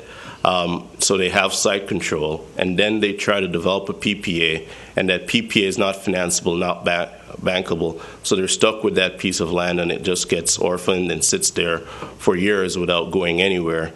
And no, that's not a good scenario for anyone involved, neither the landowner or the developer in that case. And that's what kind of urged us to get in on that side of the business.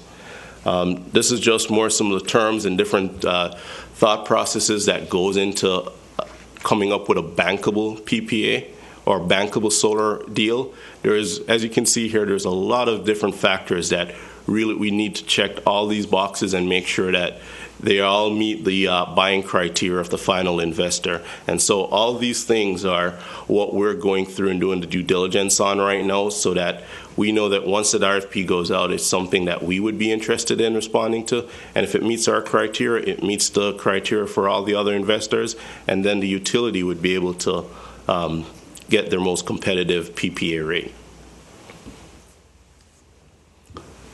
These are just some more of the different things that we'll have to go through, more related to the actual power purchase agreement. And this is something that we'll go through in more details with the utilities committee. But I wanted to share this with you as well, because a lot of this affects the usage of the system. Now, the process, we're in the conceptual design phase. There's been a lot of work that we've done with Recondo over the last, I would say, 30 days or so to get to this point, and we're still working through it. We have reviewed the site location and identified who all the AHJs are. We have looked at the subsurfaces for the reports that are available for all the sites, verified interconnection requirements. We have developed electrical drawings for this site, and we've provided these drawings to Recondo, who's performed the FAA glare glint analysis for us. And I'll show you what the results of that are right now, but we still haven't met compliance, so we're still working through that process to optimize the design until we have that covered. That doesn't. What's the AHJ? I missed that acronym. Authority having jurisdiction, sometimes AWJ. It's just basically covering the FAA from a compliance standpoint, the City of Vero Beach from a permitting standpoint, the Vero Beach utility as the interconnecting authority there. So those are the main three. There's also federal FERC for just overall interconnection of this system. So there are various authorities that have some jurisdiction over some aspect of this project. So it's really just identifying it, because we do this all over the country. Here in Vero Beach, we know that there's going to be different players than there would be somewhere else. I mean, there's some environmental concerns as well, so there's also environmental and quality NEPA folks that would have to get in, that would have some authority. So this is just to make sure we have all those boxes checked. And the main reason why we're doing this at this early stage is because what happens a lot with solar projects is, well, in the past, not as much now, is that you'll have an investor that reviews an opportunity, misses one of these that the developer did not identify early in the process. You get out there, you get ready, you clear the land, and in clearing the land, you find that there's some endangered species, and then it delays the project months, up to years, just trying to get that done. And because we're that close to that 2016 deadline for the investment, these investors are looking at this expecting a 30% tax credit if the system is online by the end of next year. If an investor invests in the system and it's not online by the end of 2016 and they negotiated a PPA with the utility, that investor automatically is at a loss for the life of that project, because 30% of what they factored in is gone if it goes in on January 1st. Now, we do hope to have an extension to the federal ITC. There's no indication whether or not that will happen or not. If it doesn't happen, we expect the cost of solar to drop to continue to lower so that by the middle of 2017 or by the latest 2018, it would have made up for that 30% federal tax incentive, so that PPA rates, you'll see a drop-off in as many projects coming online after 2016 if the ITC expires. But by 2018, we expect the industry to recover and be back on pace to what it is at this point. Next year is going to be a record-breaking year for solar throughout the U.S. It's a good time to be in my position, basically. That's right. Cylinder. Job security. So once we have all the conceptual design preliminary done, what I would expect to happen is to have a conceptual design workshop, something where we come back and present to you guys with 3D images or renderings of what this would look like, how it fits into the airport's plan. At that point, Eric will be able to tell you what the lease revenue would look like as well. And so you'd be able to make an informed business decision whether or not this is something you want at the airport. Once that is completed, if we get approval there, then the utility side of the house would come in, and we'd be working on a PPA situation and having a similar workshop with them. So it's a tiered or stepped process. Once we complete that conceptual and we have that level of approval, we'll go into what's called a preliminary design phase, and I kind of listed what the major players here. By the time we get to the preliminary design phase, we'll have the mechanical and electrical design of the system, as well as the land clearing and that part of it completed.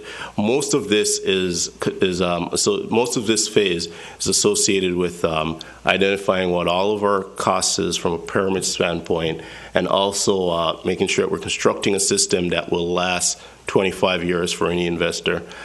Developing the interconnection, that's the impact study that we have to do on the utility system, and analysis on the substation that's there at the north end of the airport, to determine what we need to do to tie this energy source in to the grid. And so this process typically takes between 30 to 90 days to finalize. Ideally, we'd want to have this completed so that all costs are known and it's not just allocated as risk when the city goes out for RFP. Because if we know what the costs are and we have these studies for the developer or investor to review, then it just mitigates a lot of risk and allows the utility to get the best possible price on that power purchase agreement. And so once we're completed with this preliminary design, the city's procurement office would work on a financing RFP, attract different investors to review these documents, and provide a bid in dollars per megawatt hour to sell the energy to the city. If the city received bids that are favorable, they would go through the execution of the power purchase agreement. Simultaneously, that investor would execute the site lease agreement with the airport for a 20 to 25, probably even 26 years when you consider factoring construction and decommissioning the system if that's the end of life plan. So you'd be looking at somewhere between a 20 to 26 years, depending on whether or not the utility wants a 20-year PPA or a 25-year PPA on this generating system. Once it goes into construction, we'll have the final design. Once the PPA and all the documents are executed, we'll have the final design, basically the stamp sets that go to the permitting offices, and we'd be doing the construction. And once that is completed, the system would be interconnected. Vero Beach Utilities would be buying power, and of course there would be public relation activities that the eventual owner would work with the airport to see how that fits within your own marketing and public relation goals, as well as the utility for having green and renewable energy as part of their energy portfolio. Now, going a little bit more to the specifics, this is a map that you're all familiar with. It was generated by Recondo and the airport as part of the master plan. There's a 37-acre site between the runways. Then there is the Site 2, which is 44 acres to the north, and Site 3, which is 69 acres to the west. Now, in terms of the differences between these sites, from a owner investor standpoint, they all have different positives as well as negatives. The site between the runway, from an investor standpoint, the site's already cleared. It would require to lease land clearing and site prep, and so it's attractive from that sense. You are planning developments in this area, so one of the things that I would have to that I've been working out with Rakonda and trying to understand is what the height of these systems would be. Obviously, we have to have a setback from these buildings, because the last thing we want is to build a solar field and then a few years later the airport puts a 50-foot hanger right next to it and blocks it from the sun. The system only works if it's able to receive sunlight. And so what we've done here is we have the necessary setbacks to where we've calculated where the sun rises, where it sets, that we have no shading from the proposed building heights here between the hours of 10 to 3, which is kind of the window when you try to maximize production from a system. We've looked at various areas here. Let me show you this. I can't really see it, but if you zoom in, those red lines are actually the solar panel layouts. Ideally, solar produces the most energy when it's facing due south, so what we would call 180 degrees. The more you vary off south, there's a exponential reduction in the energy production. And so the optimal site for solar is land that you can face your panels due south and in close proximity to a utility substation. And this area here in this diagram is a utility substation. So for solar, this would be prime real estate for our development. We don't need beachfront property, so that's not considered prime real estate in our world. But clear land in close proximity to a utility interconnection site is what we desire as solar investors. Now, Site 2 is in even closer proximity, but based on the size of the system and thus the economics, there's not much different between interconnecting from Site 1 over to here versus Site 2. Obviously, there's additional cost, but in the grand scheme of things, it's that cost is minimal. Same thing with Site 3. Here we know that we'd have to clear the land, but where we are in the process is we're waiting on a preliminary FAA opinion on what level of environmental approvals we'll have to do, or what the process will be for this site and this site. This site we know have some endangered species or just wildlife. There are some. The scrub jay is south of that area, but it's not in that area. There's no endangered species that we're aware of. But down south of that, further, it's just south of the approach to the utility runway, there might be some sites that have to be looked at. But in that area, it should be clear. Okay. Well, there are two processes that the FAA requires. One is a CADEX, and the other one is an EA, or environmental assessment. And right now, we're waiting on their opinion to determine which one would be required for this site. It makes a difference because one's filling out forms and getting a signature. The other one has a much longer due diligence process that would potentially delay the development of this site. Site 3 is, I believe, a landfill area that's under the airport's control. Landfills have positives and negatives for solar and development. It's cheaper land in terms of just the overall economics of leasing land on the landfill versus other green fields. There definitely would need to be an environmental assessment done on this site, but it's probably one of the few useful uses for this space, and putting solar panels on a landfill gives everyone in the community that feeling that you're able to utilize land like this for a positive or green use. Putting solar panels on these systems, typically what happens is we'll have to do an environmental assessment, we'll have to have a geotechnical study and understand what the contaminants are under there and what the risk is to a solar investor for putting panels on top of the system. Now, on a system like this, there would be no ground penetration. The system would basically be ballasted down. The footers for the racking for the solar panels, if you've ever seen solar panels, there's like a bracket which holds them up. They'd basically be set in almost like a huge flower pot that we then pour in place concrete to make the system a ballasted system. All the wiring would be ran along trays. Off the site, we would probably not be putting up any kind of perimeter fencing that would cause any penetration. We'd find some other way of securing the site.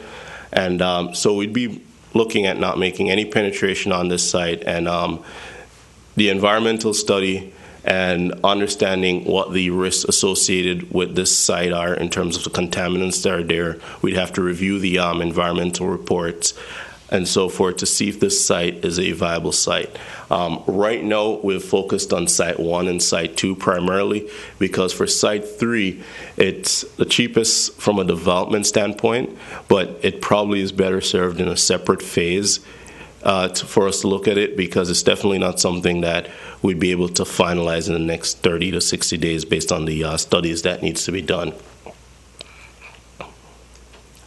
Now, going back to this, what I wanted to point out here is if you look on the chart on the right, everything that's in yellow and green is bad. This basically says that we have oriented these panels at 15 degrees, 20 degrees, 25 degrees, 30 degrees, and 35 degrees. This is basically the optimal tilt angle for solar panels in terms of their angle incidence to the sun.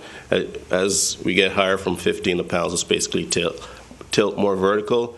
Up to 35 degrees, we stay below the line of sight plane that we need to maintain from the control tower to the runways. And above that, we start seeing a decrease in energy production as well. As well as 180 degrees is due south. Every 10 degrees that we move off of due south, it's basically reducing the energy output from the system. So we would not want to go more than 40 degrees from due south.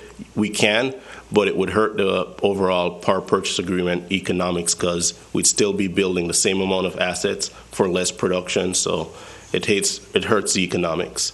And so for this site, we have not completely disqualified it at this point, but what we're doing is we're looking at Site 2 because anything outside of 160 degrees to 200 degrees orientation, it's the economics of that additional land clearing and so forth starts to be a little bit more favorable. So that's where we are now when reaching out to the FAA to understand what the requirement would be for Site 2.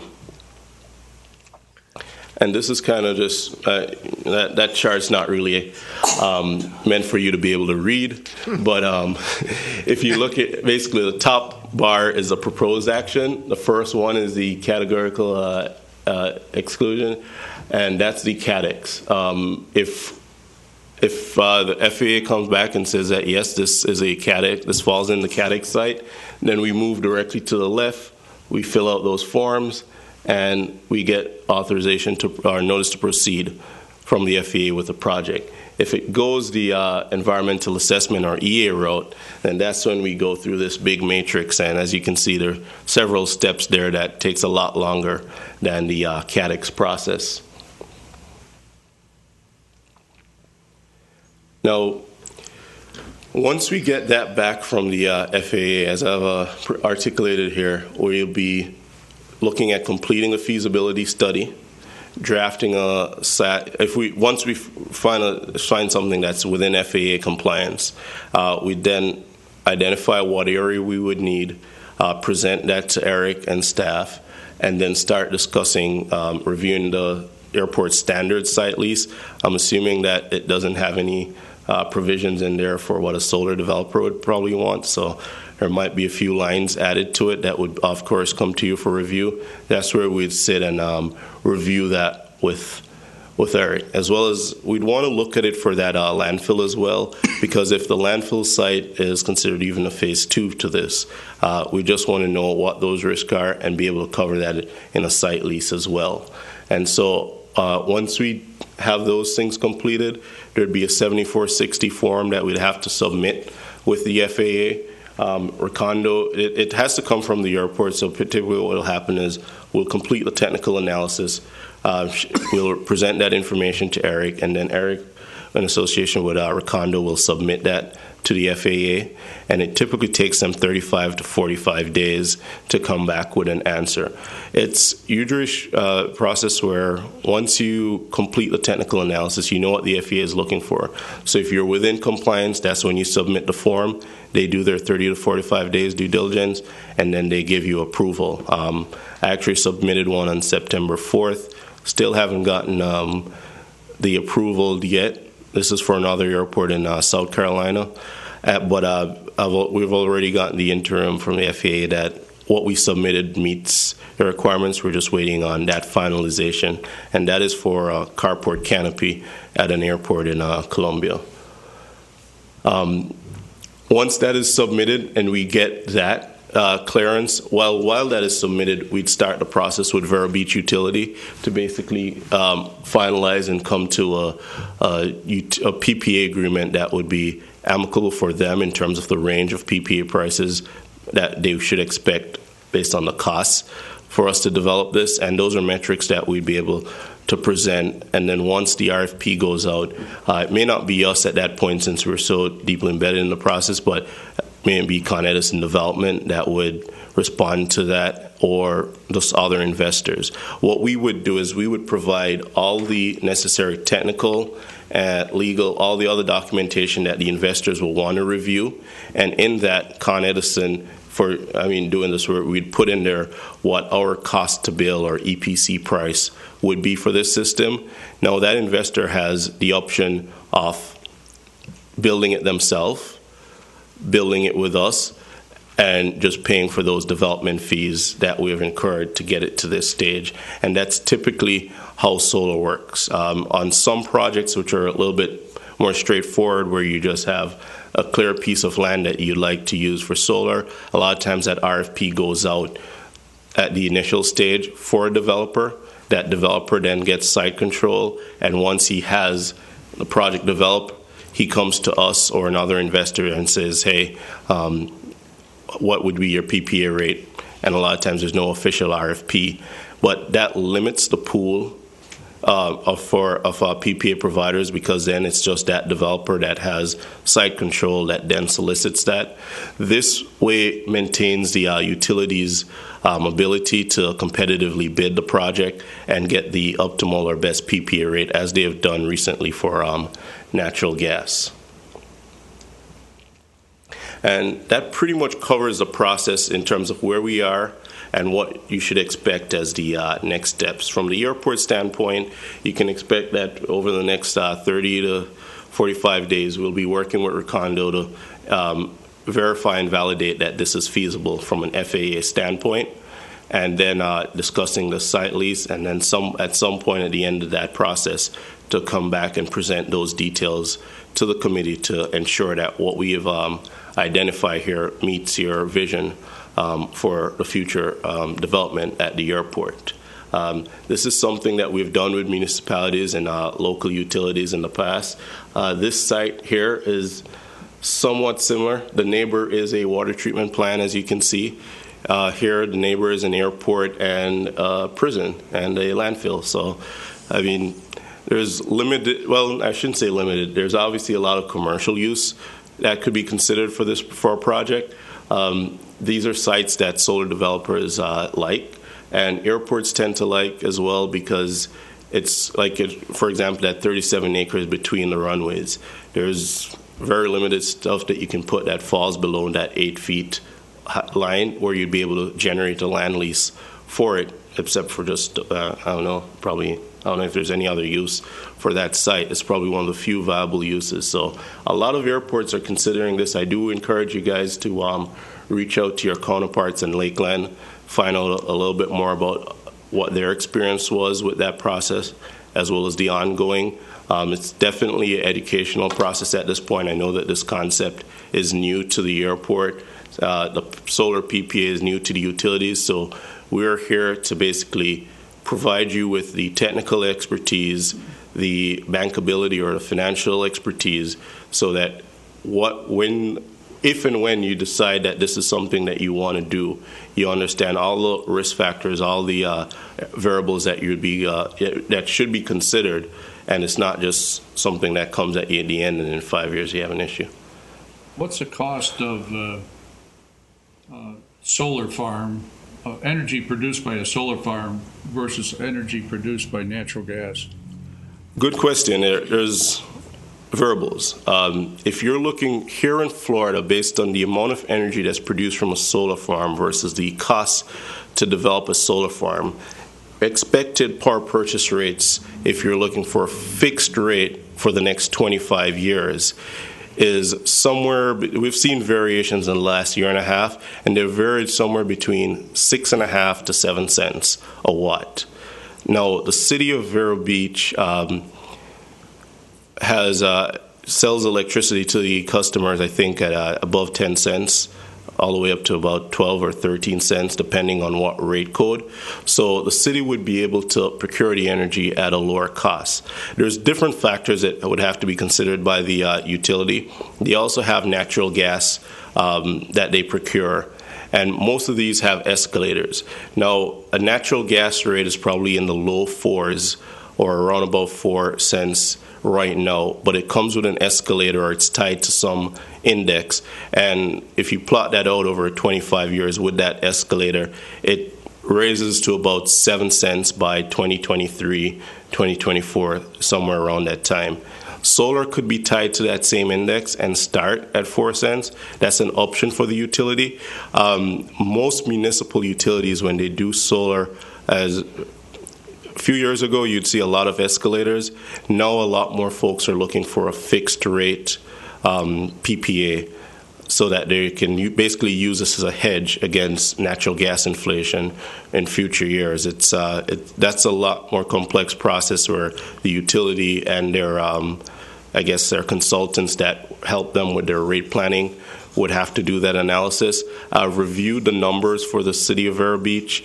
It varies. There's the Florida Municipal Power Agency contract that they have, which when you add in not just the PPA price, but the distribution charges and the total cost, by the time that energy is landed in the Vero Beach grid, it's above 7 cents.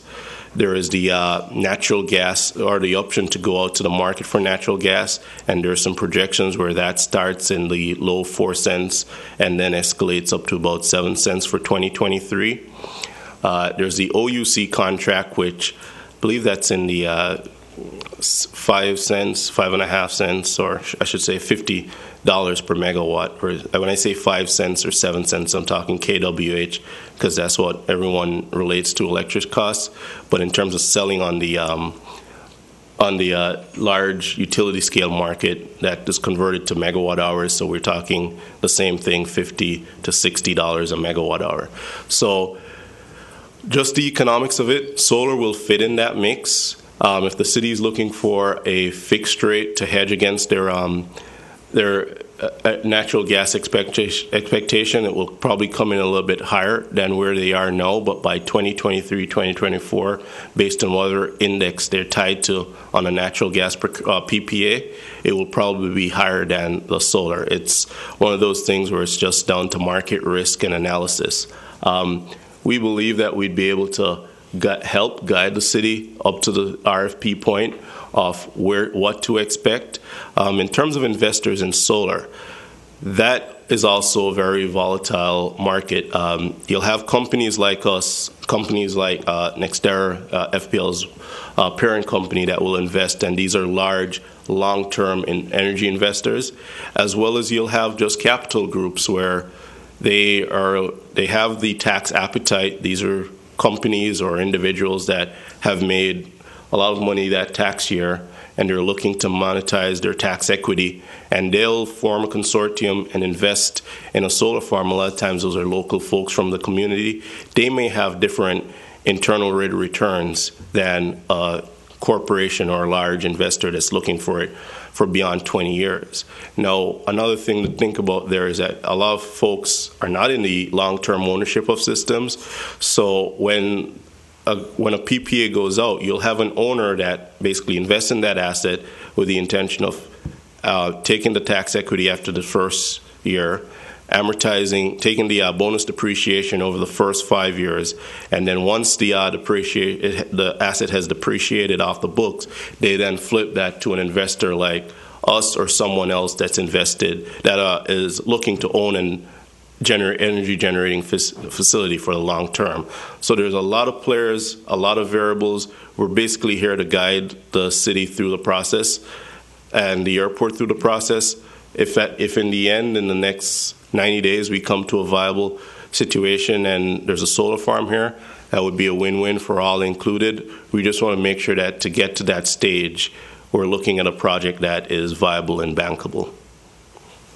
I'd just like to point out, in case some people don't know, power purchase agreements are not generally allowed by the Public Service Commission. FPL has been the big player in not allowing those, and the reason this can work for the city of Vero Beach is because the city has its own utility department and they can enter into a power purchase agreement. Similarly, utilities cannot get grant money to install systems, so it wouldn't make sense for the city of Vero Beach to invest in their own solar plant. The airport could potentially get some grant money, but what's at play here, I think, as Craig has mentioned, is the investment tax credit of 30%. And the airport or the city couldn't take advantage of that because we don't pay taxes.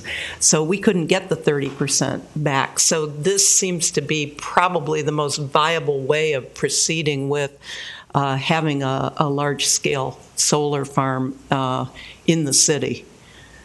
Did everyone understand that already? That those were some of the conditions that lead us to looking at it, from the airport renting the land, the investor negotiating with the utilities. So there really would be three different entities that would be dealing with the solar farm. No, well said. That is very true. There's a couple of factors playing in here right now.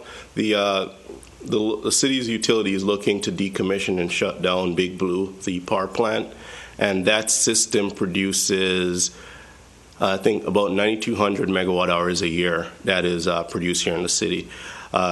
It's an older diesel system. It's very expensive to operate. If you figured in what they're between their operational expenditure and the cost to generate from diesel, they're probably, they're probably in the $100 per megawatt or way above that. So it's definitely not a viable long-term solution. So the city's option is basically to decommission that plant and look for alternative sources to make up that difference. A 44-acre site will produce way over 9,200 megawatt hours a year.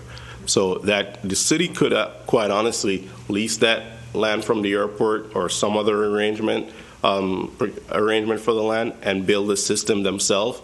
But as mentioned, the economics of this really lends well to the ITC. If the city tried to build this themselves, there's definitely procurement mechanisms that would allow for that. The cost of money for building a site, the cost of tax-exempt money for building a site like that is probably as low as 2.5% for 15 years. There's also different bond programs and so forth that they could look into. But at this point, I think the cities, our utility, from the conversations that we've had with them, is looking for outside parties to basically make the investment and procure the power through power purchasing versus building a new generating facility for themselves. I've looked at the economics of it both ways. Because what their costs are now, even if they build the solar plant, it would pay for itself very quickly. They're paying, I think, over $1 million a year in O&M costs the O&M cost for a solar plant that we're looking, if we talk about like a 10 megawatt solar plant, we're probably talking total O&M costs from a third party at about $80,000 per year.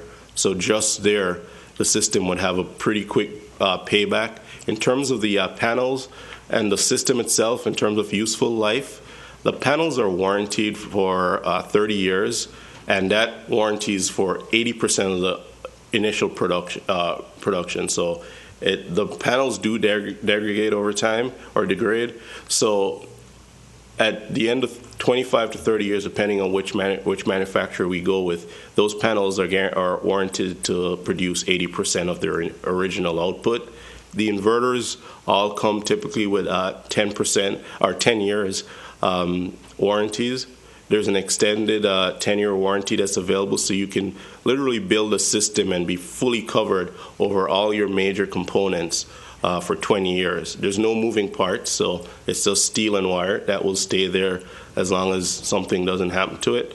There's no, I mean, the only 2 points of failure in a fixed solar system are the panels and the inverters, and those are easily quantifiable. So that's what's making solar so attractive to a lot of folks for investment right now. If you think of yourself as the city as an energy generating utility, the cost to build a natural gas or nuclear site is obviously cost prohibitive. Solar is probably the quickest, not probably, it is the quickest and lowest initial cost to build at this point. But at this point, you're not looking, as I mentioned, they have not mentioned that they're seeking to build their own. They'd be looking for an investor to come in and build. And honestly, we could build anywhere in, let's say, Indian River County and trench over to the nearest Vero Beach substation and sell if these lands work out to not be viable. But being able to add that benefit of having it within the city limits, having it be renewable, and also providing revenue for the airport would be a win-win for both the airport and the utilities. So that's what we're looking to do here as a first choice. Would it be of interest, Eric, to add the little side review of what would happen? Is there grant money available? Could the airport actually build the system, pay for it, and sell the electricity to the city? Is that something that can be looked into? Obviously, it still requires your services and potentially your build, but then potentially the airport actually owning the system. Do you see that very often? There are instances where authorities build the systems and sell it back to the municipal utilities. I know in California, in Los Angeles County, Los Angeles Public Works and Water Authority, they did something like this. We have seen instances like that, but first, the airport authority has to first make that determination that they want to enter into the electric generating business for, let's say, that 44-acre site. Or let's say the 69-acre landfill site. If the airport says, well, we already have an environmental responsibility there, we'll put a ballasted system out there and sell power. If we put a 10-megawatt system out there, you could put a tracker or a fixed tilt. You're probably looking at somewhere, for 10 megawatts, somewhere between 15 to 20 million, depending on build factors. And it would generate... trying to do the math in my head here, it would generate quite a good return for the airport. The airport, being an authority, would be able to get 2.5% tax-exempt money to build the system. We could look at the economics of that, but first the airport would have to make that determination. Now, it is something that it doesn't require you to hire any more manpower to maintain. There's going to be a utility meter at one end of the farm. It's just going to be set up in reverse to what you have at your home, so it will just be recording the energy being sent into the Vero Beach grid.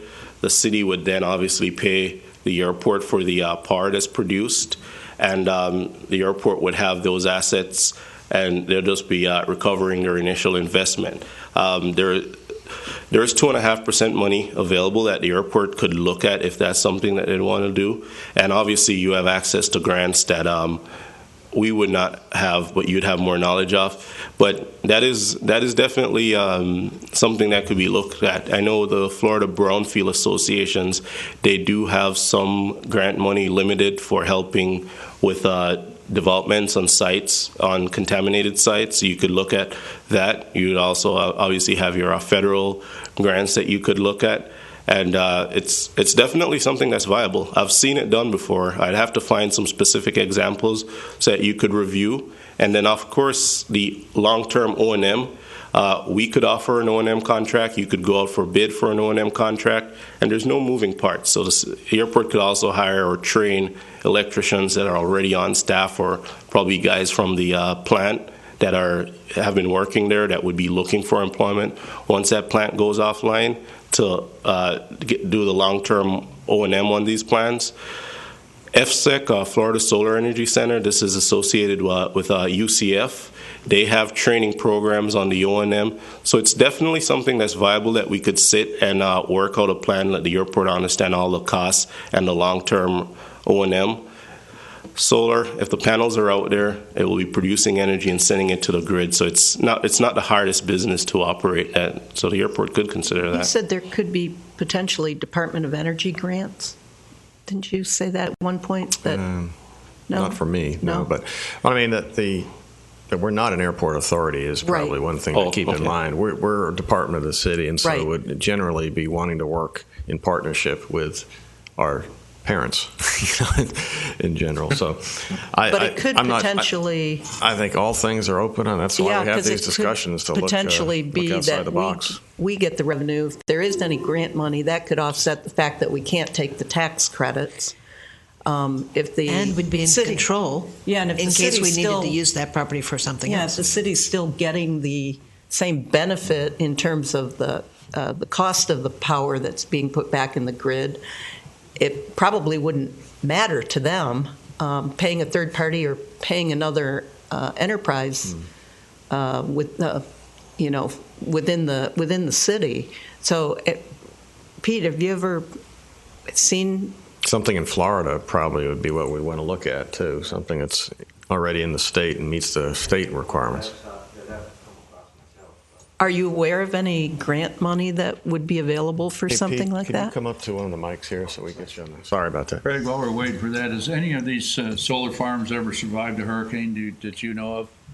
Yes, well, there's actually pretty cool videos of some in Texas that survived I forgot what category, tornado. Texas? Yes. The tornadoes in Texas? Yeah. But, I mean, hurricanes, I don't think any of the ones that have been built. Actually, Jacksonville, they haven't gotten a hurricane. When Sandy went by up there, it's in your neighborhood. Yes, and when Sandy went by, there were definitely systems that were affected.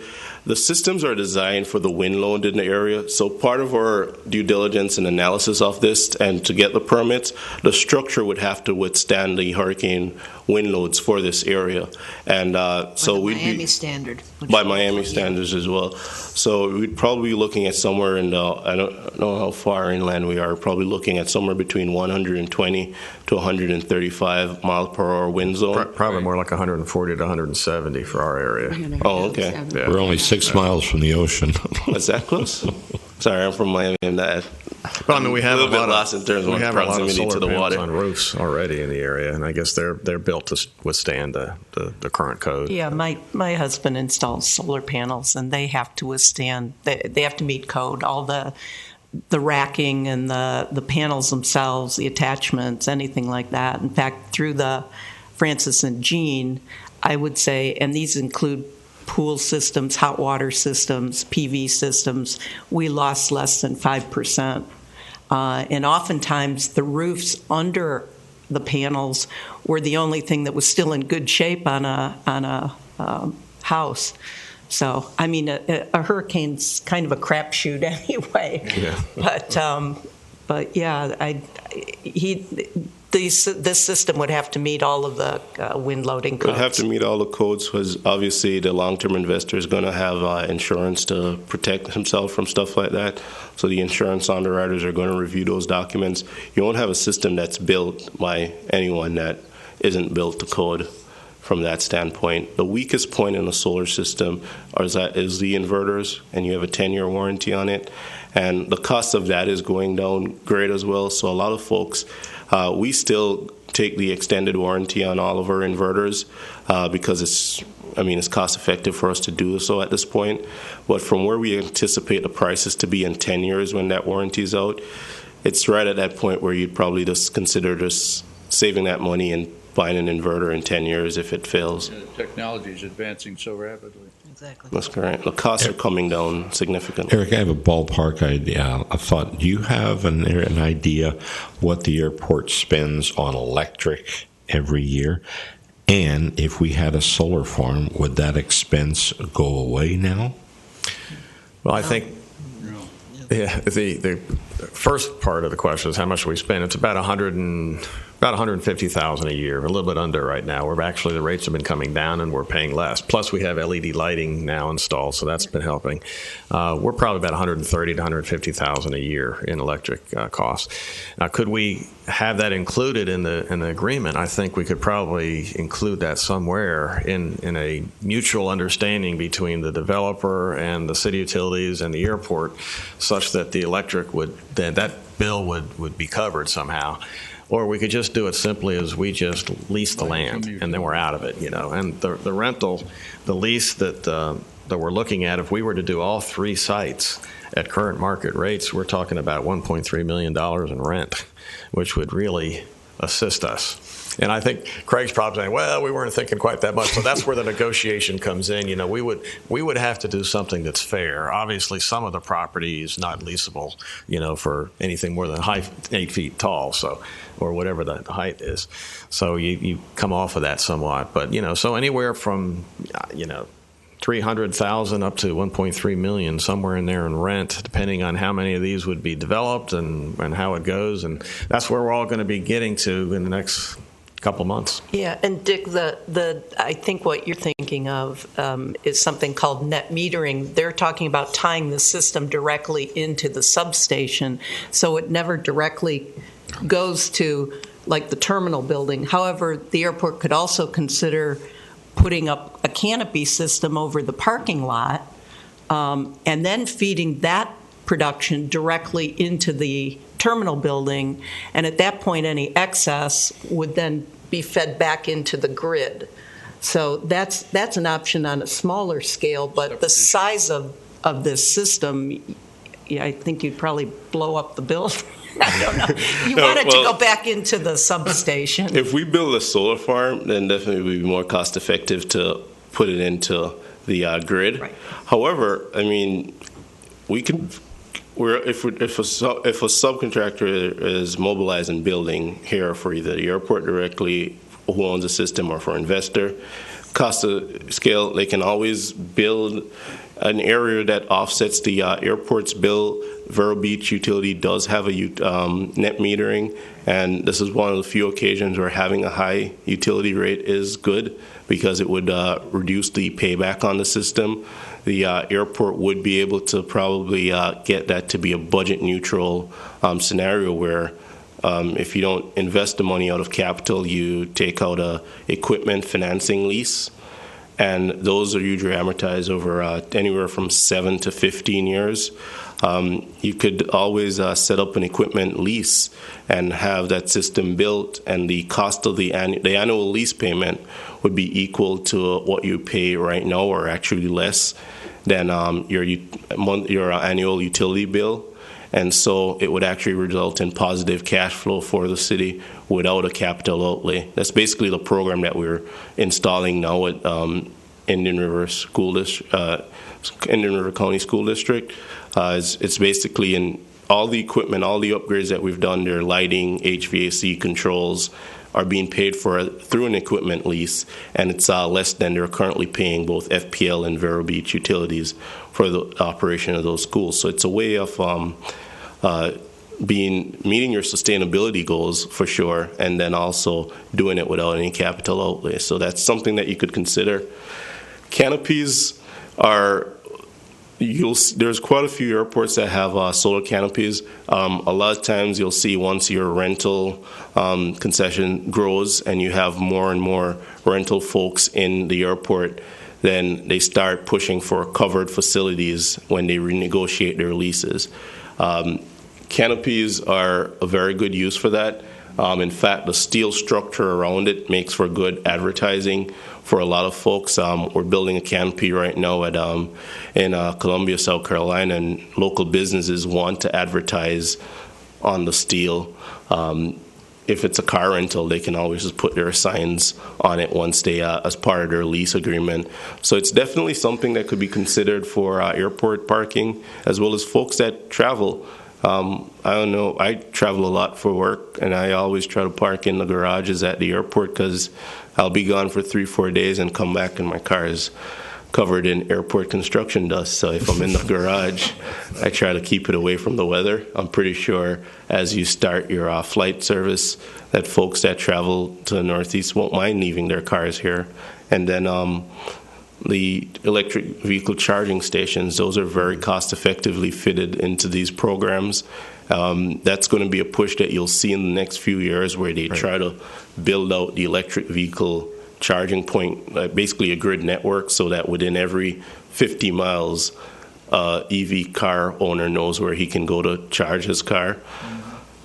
We see that a lot when we build these systems. You start getting those calls, hey, put in electric vehicles or so forth. So it could be something that would really enhance your sustainability goals and could be done without any capital outlay because of the high utility costs, but it could be put in as part of this project, or it could be looked as a separate standalone project.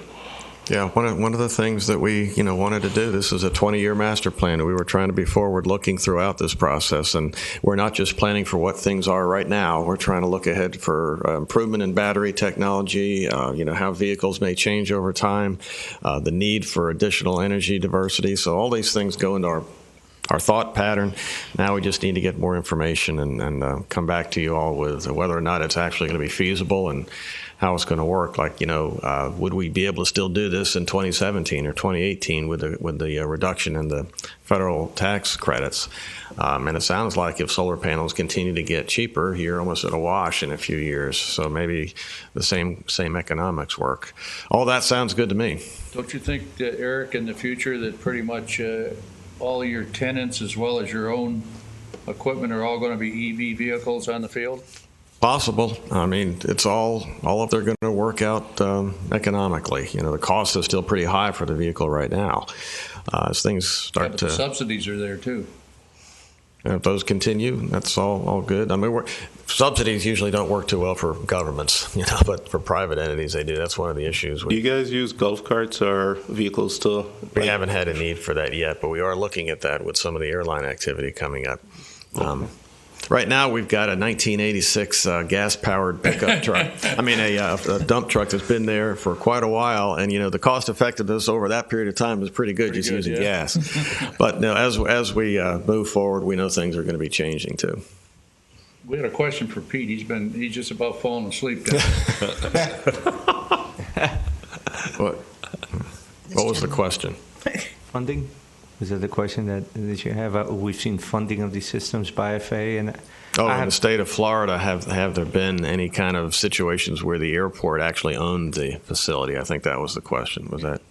Yeah, and I thought it was also a funding question. That I'm familiar with, no. I'm not aware of those. I would be curious to find out from probably less FAA, more so FDOT, if they have some type of funding programs that airports have begun reaching out to them for. Yeah, if we could look into that, I think it would at least give us another alternative way of looking at this so that, we could maximize what the airport can do beyond just renting the property. We can, once we have the costs identified, we can always produce pro formas that would show different procurement or ownership structures. Okay, and great. then if we have the numbers and we know what the structure looks like, what the cash flow and return is, then the airport can then go from there and seek grants. There's definitely loans or equipment leases available at very competitive rates. That if the airport is just part of the city, then they fall under the tax-exempt lease financing that would be covered. And those are at right now 2.5% for 15 years is the rates that we've seen for good credit. Not, it doesn't have to be great, but good credit. Yeah. Does everyone agree we'd like your study right now? Is your? This is at risk. I'm sorry? Or this study right now? Yes. It's at risk. We're doing your it. own Yes. funding? Okay. Yes. And we do that. I mean, it's part of getting new opportunities. It's just our business model. We try to do this a lot because, as I said, we get a lot of projects that developers bring to us that we just can't finance. Either the PPA rate is too low versus the lease. And so it's kind of like buying a house from the bank. The bank knows where people can afford before it starts building it, so it won't build a mansion when it knows the community around can only afford less. So it's kind of playing that developer and bank role in together. Well, your timing is perfect with our master plan and everything. Coincidentally, yes. Anybody else have any questions? Oh, we have someone in the audience. Oh, yes. Yes, please. And please state your name. Sure. My name is Bob Aueter. I'm a member of the City of Vero Beach Utilities Commission. So I'm speaking on behalf of myself, not on the commission itself. I'm in favor of renewable power and everything, but I would make a suggestion that you get the Utility Commission involved very quickly on this, particularly in light of the deadline for the investment tax credit. As I think everybody knows, when we redid the Orlando Utilities Commission OUC contract, there was a take-or-pay provision which obligated the utility to pay for power even if it could not use it. Now, as I understand the way most solar panel and power PPAs work, is that's going to require a take or pay as well. So I think we need to look at, what are the consequences of that in terms of whether we can take on another obligation given the one that we took on with the Orlando Utility Commission. So I would suggest we could get moving faster than that. I want to ask the gentleman from Con Ed, do you have a range of estimate as to what the production would be in megawatt hours per year? Yes. You wouldn't know that unless you picked a site, would you? Well, it varies incrementally from there. I would say the average that we'd be looking at is about 1,500 kWhs per kW, and it varies down, and that is for a system facing due south at about 20 degrees. Once we up that to 25 degrees, it goes up a little bit more. As we move away from south, it goes down a little bit as well. How much is that in megawatts, Craig? 1,500, so it would be 1.5. 1.5 meg? Megawatt hours. Yeah. So it's 1,500 kWhs per kW at the site. So the kW piece, if we build a 1 megawatt site, we just it would be 1.5 times the kW. That would be the actual kWh production. And we run those models either in two different publicly available softwares, PVSYST or Helioscope. So right now for the sites, we could run a model and show the utility, and that's part of what we have right now, where we'd be able to show the utility how much energy a system would produce and how much it would produce for all 12 months for 24 hours of the day, basically showing how much it produces at 7 a.m. on July 7th versus 7 p.m. on December 14th. Well, roughly, what would that be for? Roughly, what would that be for a year? Given you know what the hours of daylight here are at this latitude and so forth. So, let's put it, let's say we build a 6 megawatt site, that would produce roughly about 9,500 megawatt hours. So if you consider that that's roughly what Big Blue currently produces, we'd have to build a 6 megawatt site. Cost to build a 6 megawatt site is about $1.70 plus or minus 10%. per watt, $1.70 per watt. So 6 times 1.7, 6 million times 1.7 would give you what the cost to build a system to Okay, offset. so about 9,500 megawatt. Now, your comparison with Big Blue, I kind of disagree with you a little bit. That's a peaking plant, so you don't use solar panel for peaking. That's being taken offline anyway. But so my point being is, I think we, the Utility Commission, I would suggest really needs to be involved, because we've taken on these other obligations with the new OUC contract, and now we have an additional one potentially that's being contemplated. So, Wasn't that your intent anyway, Craig? Yes. That's what I saw in the whole beginning. I was going to do that. Right, but I couldn't see from the timetable. Is if you're gonna do all this other work first, I would suggest getting us involved in a joint meeting, and we got to look at the economics of it, because your work may not make a difference. It's given, as I say, I'm in favor of this, but we do have to look at the obligation that's taken on. We don't want to have another obligation that's being taken on by the utility, because our power usage has dropped 8% over the last 10 years. This January 1 is a critical day. I would say that by January 1, we'd want to have something that is has been reviewed by the airport. January 1 of 2015. By that point, we'd want to have something 2016. that has been, 2016. well, starting with just the path right now, I would say that by January 1 or within January, we would want to know that we have a viable option that can go out to RFP, because at that point, it would have enough time to then build the plant before the end of the year. We wouldn't want it to push past March, because at that point, it becomes less of an attractive investment from an investor standpoint, because what the Utilities Commission would get then is a PPA rate if the plan is online, Okay. and then if it's All right. after. But You said we're tax exempt, and That's We why would be- we can't take advantage of the 30% tax so we credit. can't even take advantage of the 30% No, but the tax rate. So investor why are would. we rushing? Because the investor would. If it's a third investor, If we did it through a third party, but if we're Yes. thinking city, then then we don't have to rush. then we'd probably have to look at somehow equalizing the value of that 30% tax credit in the form of grants, I would think, Right, or well, that's grant when we do money, or our some due kind diligence of with- other money that would, That's where peaking. right, exactly, that would allow us to come in at the same value that we could offer a PPA then to the city that would be in line with what an investor could do, who could take advantage of the tax credits.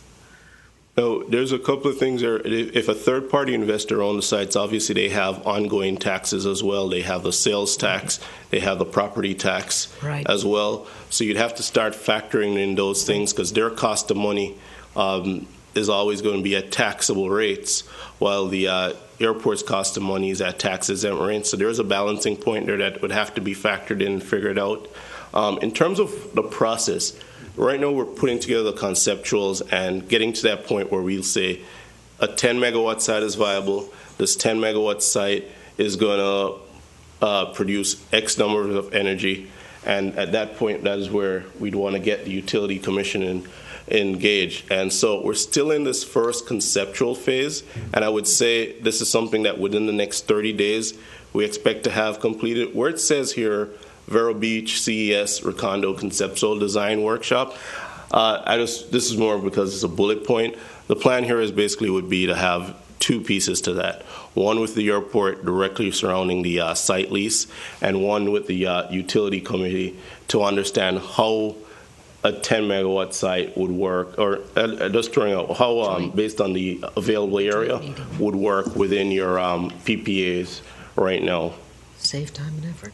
Eric, you've reached out to the utility department. The director, right? But not the Not the Utilities Commission. commission, so we need to, well, actually, I don't think the airport probably does. It's probably Craig It's, that needs to work out those details with you guys. The initial conversation with the city manager, with Mr. O'Connor, was that basically once we identify a viable project with the airport to then bring it to the Utility Commission, and then if at that point we have these a viable site lease and a viable PPA, that's when we'd expand it further.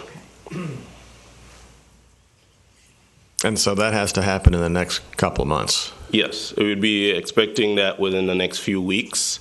Between ourselves and Recondo, we'll have a technically viable solution, and at that point, we'd be looking at a viable site lease agreement and presenting something similar to this, but with more technical details, including what the PPA, solar PPA, would look like, to the Utilities Commission to make sure that we have a viable power purchase agreement as well.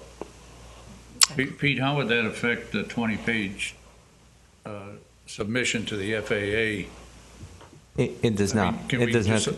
It should be. disregard this at the moment and just keep going the way we were? Yeah, Right. you can keep going concurrent. It shouldn't impact at all. Everything that's being done is consistent with the ALP and the master plan. Perfect, okay. That gentleman in the white shirt. Any other questions or comments? No? Oh. Yes, sir. If you would come up and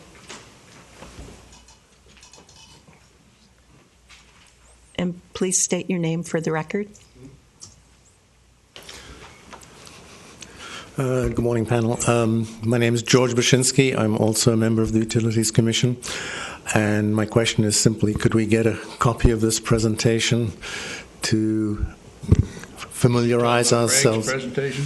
Yeah. Okay. I'll Yeah. get a copy of the PowerPoint to all the members. Okay, thank you. So, as I see it, we'll expect that Con Ed will go ahead and coordinate with both my office and with the Utilities Director's office to present our next findings at both the Airport Commission and the Utilities Commission within the next 2 months. So we'll be getting to you with dates as we hear from Craig. I don't think we need a motion or anything. on it. No, just to let Good. you know where we're going. Great. Thank you. All right. Yeah. Thank you so you. much. No problem, guys. Thank you very much. Great job. Thank you, Craig. What about battery storage of the prop? No, No, yeah. way expensive. So we're still under item 5A.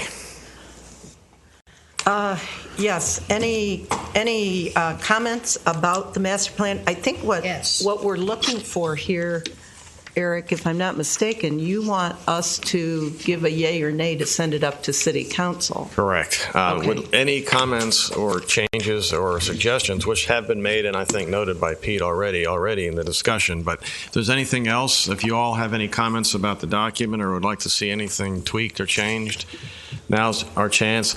Really, we're looking for a substantive approval at this point, not little typos and things, obviously. Right. But Right. any, All right. if you're okay with the general direction and There the you go. graphics You got a and the comment? project list Yeah. and the financial feasibility plan, if it looks good in general, then what we'd like to do is move forward to City Council. Once we complete the document changes, the staff has some. The FAA will have some comments, and then we'll move forward to City Council, perhaps in January. It looks like at this point. I mean, because we have to get the FAA feedback as well, and Mary, the you airport had layout plan. A comment? Yes. Okay. I think it's very wonderful. You've done a great job, and I want to thank you very much. But I wanted to talk about the land cores, and What page you on, Mary?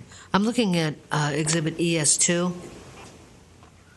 And when we go to our commercial village, number 1 core, closest to runway 4, and on the east side of 4, between Aviation Boulevard and the run-up area for 4, that core area right there could conceivably get more hangars on it and still have frontage for commercial. What page? I'm sorry.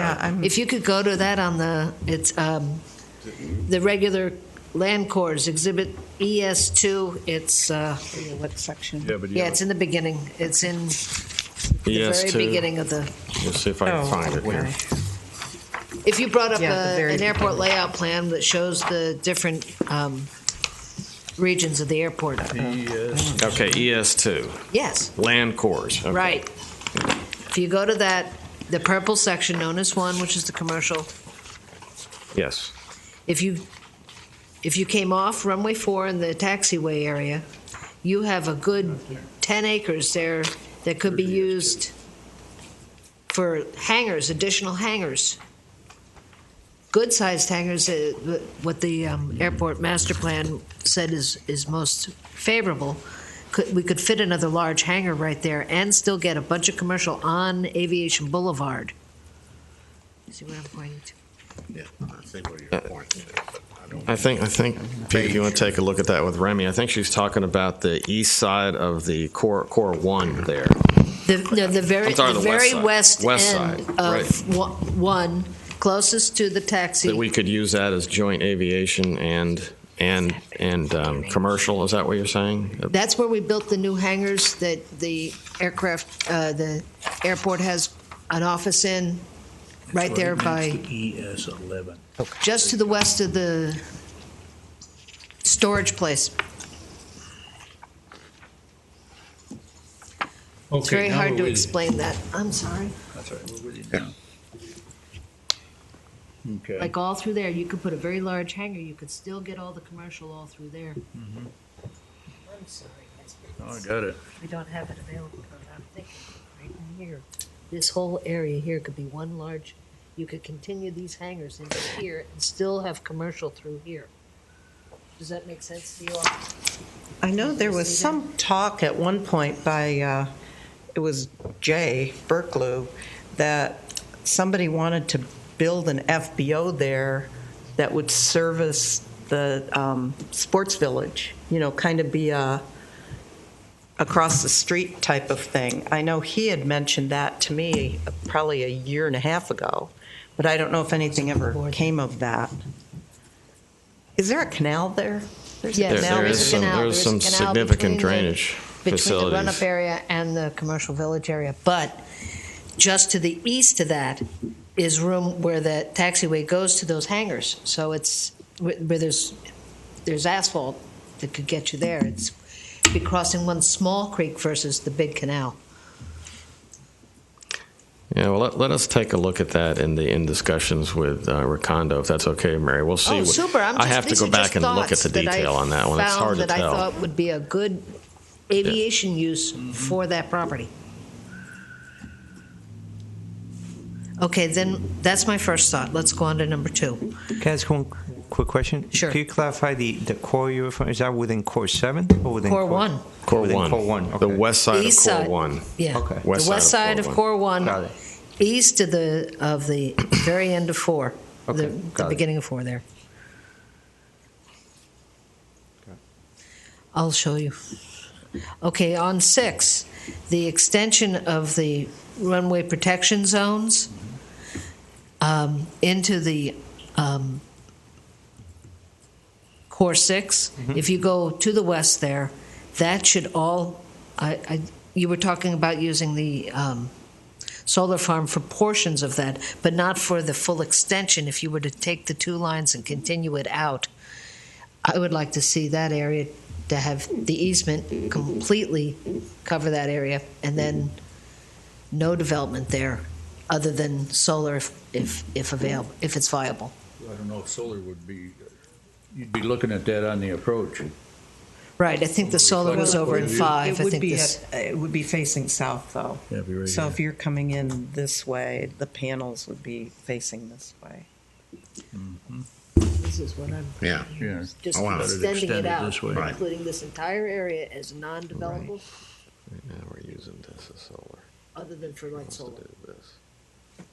And having an easement on that, because God knows that's right where, we've had an incident there once while I've been employed in the field. We've talked about development there being a problem anyway because of, I understand from Ruth Stanbridge, who many of you know, she's sort of like our county historian. She said that when the military left, they dug big pits up there and dumped all of their military equipment in their Jeeps and all kinds of things.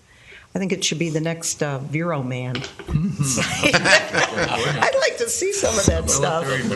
Yeah, military Vero man. There you But go. so Museum. that's probably a little constrained from a building Right. standpoint. But I just thought we anyway. want to mention that here during our master plan process, that area is a very important area. And I'm looking at revenue on the aviation side, increasing our opportunity down there in the far corner. Right. Yeah, that southeast corner by Piper. I like the southeast corner Piper for the terminal building. Yeah. I also like the fact that we can possibly get a new bigger hangar put here, or some sort of aviation development here at the southeast corner of 4. Because I think we have the room for it. And still get commercial on Aviation Boulevard. Doesn't Piper Please use get us those some buildings traffic along lights. Aviation Boulevard as their paint? That's way It's up. one of the old buildings. I think it's And they're paint getting is rid first, of it? and then, yeah. Well, there was some talk at one point that Piper might move to the center section. Is that still a concept that they would, It's a good question for build a Piper. new facility, basically? In the midfield, you mean? Yeah, In core 3? Or right. within core 3? No, that Yeah. particular core 3 was offered as a potential site back when Piper was looking to Build maybe the move. jet. Oh, They were thinking about leaving the area, and they Right. needed a place to build the jet. And that was brought up as a potential location. But, we do have line of sight issues. We have height issues at all the Exactly. east side. And they didn't show any interest in doing Okay. that at the time. I had a board of trustees meeting with Piper the other day, and that was an interesting thing. Is that I brought that up, that we had talked about it at our airport commission meeting. They wouldn't. I mean, they went. So there's something going on that they just would not talk about anything. I mean, everybody there just went. That's it. So I don't know what's going on. I can just tell you there's a feeling that something, they may be Yeah. doing exactly what you're talking about. yeah, because they've got a lot of building space that they're not even utilizing, as far as I can tell. But I was only thinking they could consolidate, take part of this building here at the far end of 2 and consolidate it into one of the other buildings. I think they're And that probably would be- planning and that. And we could maybe make it a benefit situation for them, say, we'll take over that part of the lease of the land, because you have quite a lot of excess land that's at Piper that is not really utilized. It used to be a major run-up area for them. But if you could take that whole triangle corner there and make that into the terminal building, that'd be really great. And That'd be close maybe to even- intermodal too. yeah, maybe You know. give them incentive in which to do that through the. parking there would be our biggest obstacle. I'll certainly talk to Piper. But yeah, I wouldn't change anything in the master plan No. per se, other than the No, text. we that we were talked just going to about. text But I'll reference talk to Piper a and couple see other if they- options. You wanted and us to mention to them what we brainstorm, we're talked about. brainstorming. Yeah, I agree. So, anything else? I have a question. I think Pete needs another Tylenol after what we're doing. He's going to go back and chew out Remy. He needs What to do you go mean? have a baby. What did you Having a do? baby's an excuse. What do you? Where is it Give here? us a page. 519. We started talking about things, and one of the next page is the airport terminal retrofitting concept. Would we be better to replace it with the plan that we have for the terminal? I would think that the blueprints for that could just be incorporated, because this is a concept, but now we are actually already remodeling the terminal. I believe, from what I understand, this was a concept that was studied at as part of the original terminal to allow it to evolve into this or be constructed this way. But we already are reconstructing the terminal now. Would Right. it be Yeah, I think we need to appropriate, update that. That's appropriate to put the oh. actual blueprint of what we're doing Oh, in I here? see. Update it with whatever's the current. With latest whatever's, because it's not conceptual any longer, it's actually an approved renovation project. And then speaking to that also on 7-5, talking about the capital projects, it says, to support commercial air service, these projects were excluded from the airport CIP, but are recommended for consideration if scheduled commercial air service returns to VRB. These projects would be addressed when commercial air service triggers their consideration. Therefore, these projects are not further addressed. But we're already there. So do we need to address that as a current thing, not a future thing, because we were looking into the future if we get commercial airline service, but now we have agree. commercial airline. I had that tabbed as well. Yeah, We need I to think it would be update the text a little appropriate in order to send it to City Council for their review, because to go ahead and add that we already are doing this, update the terminal layout and just say, now that we are in this, this is what we're doing, and there are future considerations beyond what we're doing at the terminal. But, I mean, obviously, we're way off from constructing a new terminal or anything like that, but I think we should come to some conclusions now that we do have air service. And who knows, it may last 3 months. Can you reference the paragraph you read, please? Yes, the first paragraph, the third sentence, third sentence. These projects were excluded. That's on page 7-5, section 7. Got it. Page 5. That's what I'm missing. Sorry about that. No, I was going to ask Eric a question on the exhibit you mentioned, but I'll come back to that. Let me feel your question. Okay. So we have Good idea. We are there. Yeah, so I just want to see that That should it be included as yeah. happening before we send it up to.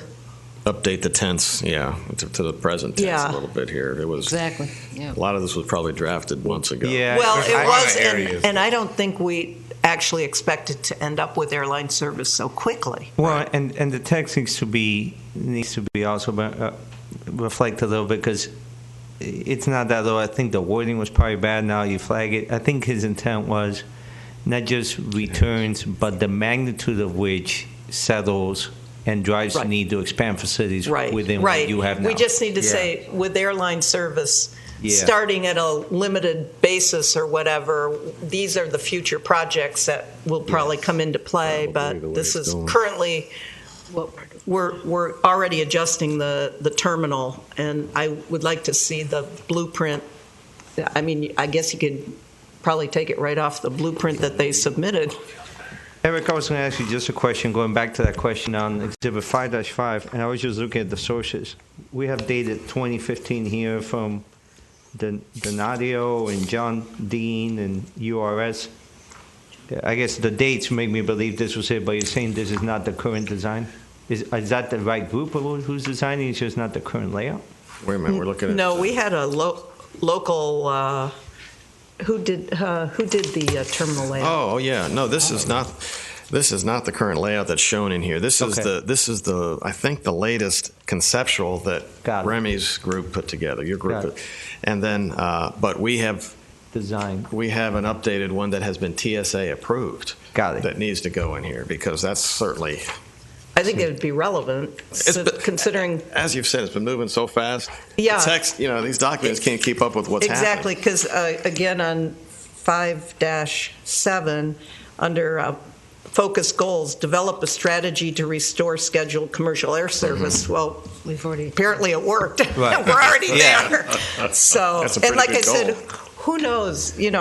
Hopefully it's going to work out and we're going to be able to expand it. But I think maybe those sections relating to the airline service need to be updated somehow to reflect that, okay, we've got a scheduled airline service. We would just say that, recommended for consideration if scheduled commercial airline service continues and thrives at Vero Beach Regional Airport. Yeah, just somehow update it so that... It's sustained and grows to levels beyond what can be accommodated. So if, City Council looks at it and they're like, I thought we already had airline service. Fair enough. Not that they're going to actually read this, but... Yes, they will. They'll read the summary, I'm sure. Oh, thee of little faith. Madam Chair, may I ask one question? Yes, absolutely. It's to Pete, directed to Pete. Under the current agreement with your firm, how many and how frequent are updates being planned for us to look at over this particular? I know we're going to update it now, but in the future, updates how long will... To the master plan itself? Mm-hmm. It's not in his contract. No. We'll it's just complete this, and that's it. Yeah. Okay. Once this is done. I'll come visit. Although he'd probably love to. If you guys want to. If we hire you again, right? Yeah, Oh. going back to this too, section 415, page 15, terminal facilities and associated space, that should probably be updated too, because it talks about That's what I heard. what's currently going on. And again, following airport improvements would be required, and we're already doing that. So that probably is something that should be updated as well. Gotcha. Because we're already reconfiguring the space. Well, that on some of these, like the inventory and this demand capacity was based on the inventory. We probably need footnotes on, but we have to be careful that we don't. If we update the inventory to show what's being done now, then the demand capacity is no longer valid because it's tied to the facilities that were available at the time. You understand what I'm saying? So Right. it's hard, you can only go so far in updating the whole document because then it's giving the impression that conditions that have been made and are being implemented now existed 2 years ago when the study started. Maybe we which could use an isn't- addendum. Because our demand Maybe we could use a capacity small didn't addendum include on the update. Correct. didn't include the commercial airline service. That's right. Exactly. So at some point, that might have to be updated if it is more than our 2 flights a week or whatever. Well, is there any way, I mean, we could leave the text, but just put another little sentence or something, since the data collection time of this. We can do that. We have, Yeah. things can happen at the airport. Oh yeah, yeah. Right. Yeah, Yeah, just to show that it's current by 2015, that's all. I think that's all We she's can saying. we can do that. Even though the data at the time this was done, we didn't have commercial service. We can Okay. asterisk and footnote it so it shows that there's been an update. Okay. And is Todd moving towards a Class 1? Obviously, Eric, are we moving to a Class 1 Yes, Part 139? yes. And as a certificate? matter of fact, our FAA inspector is there right now inspecting our Okay. airport, and Todd is handling it. Because we don't really trigger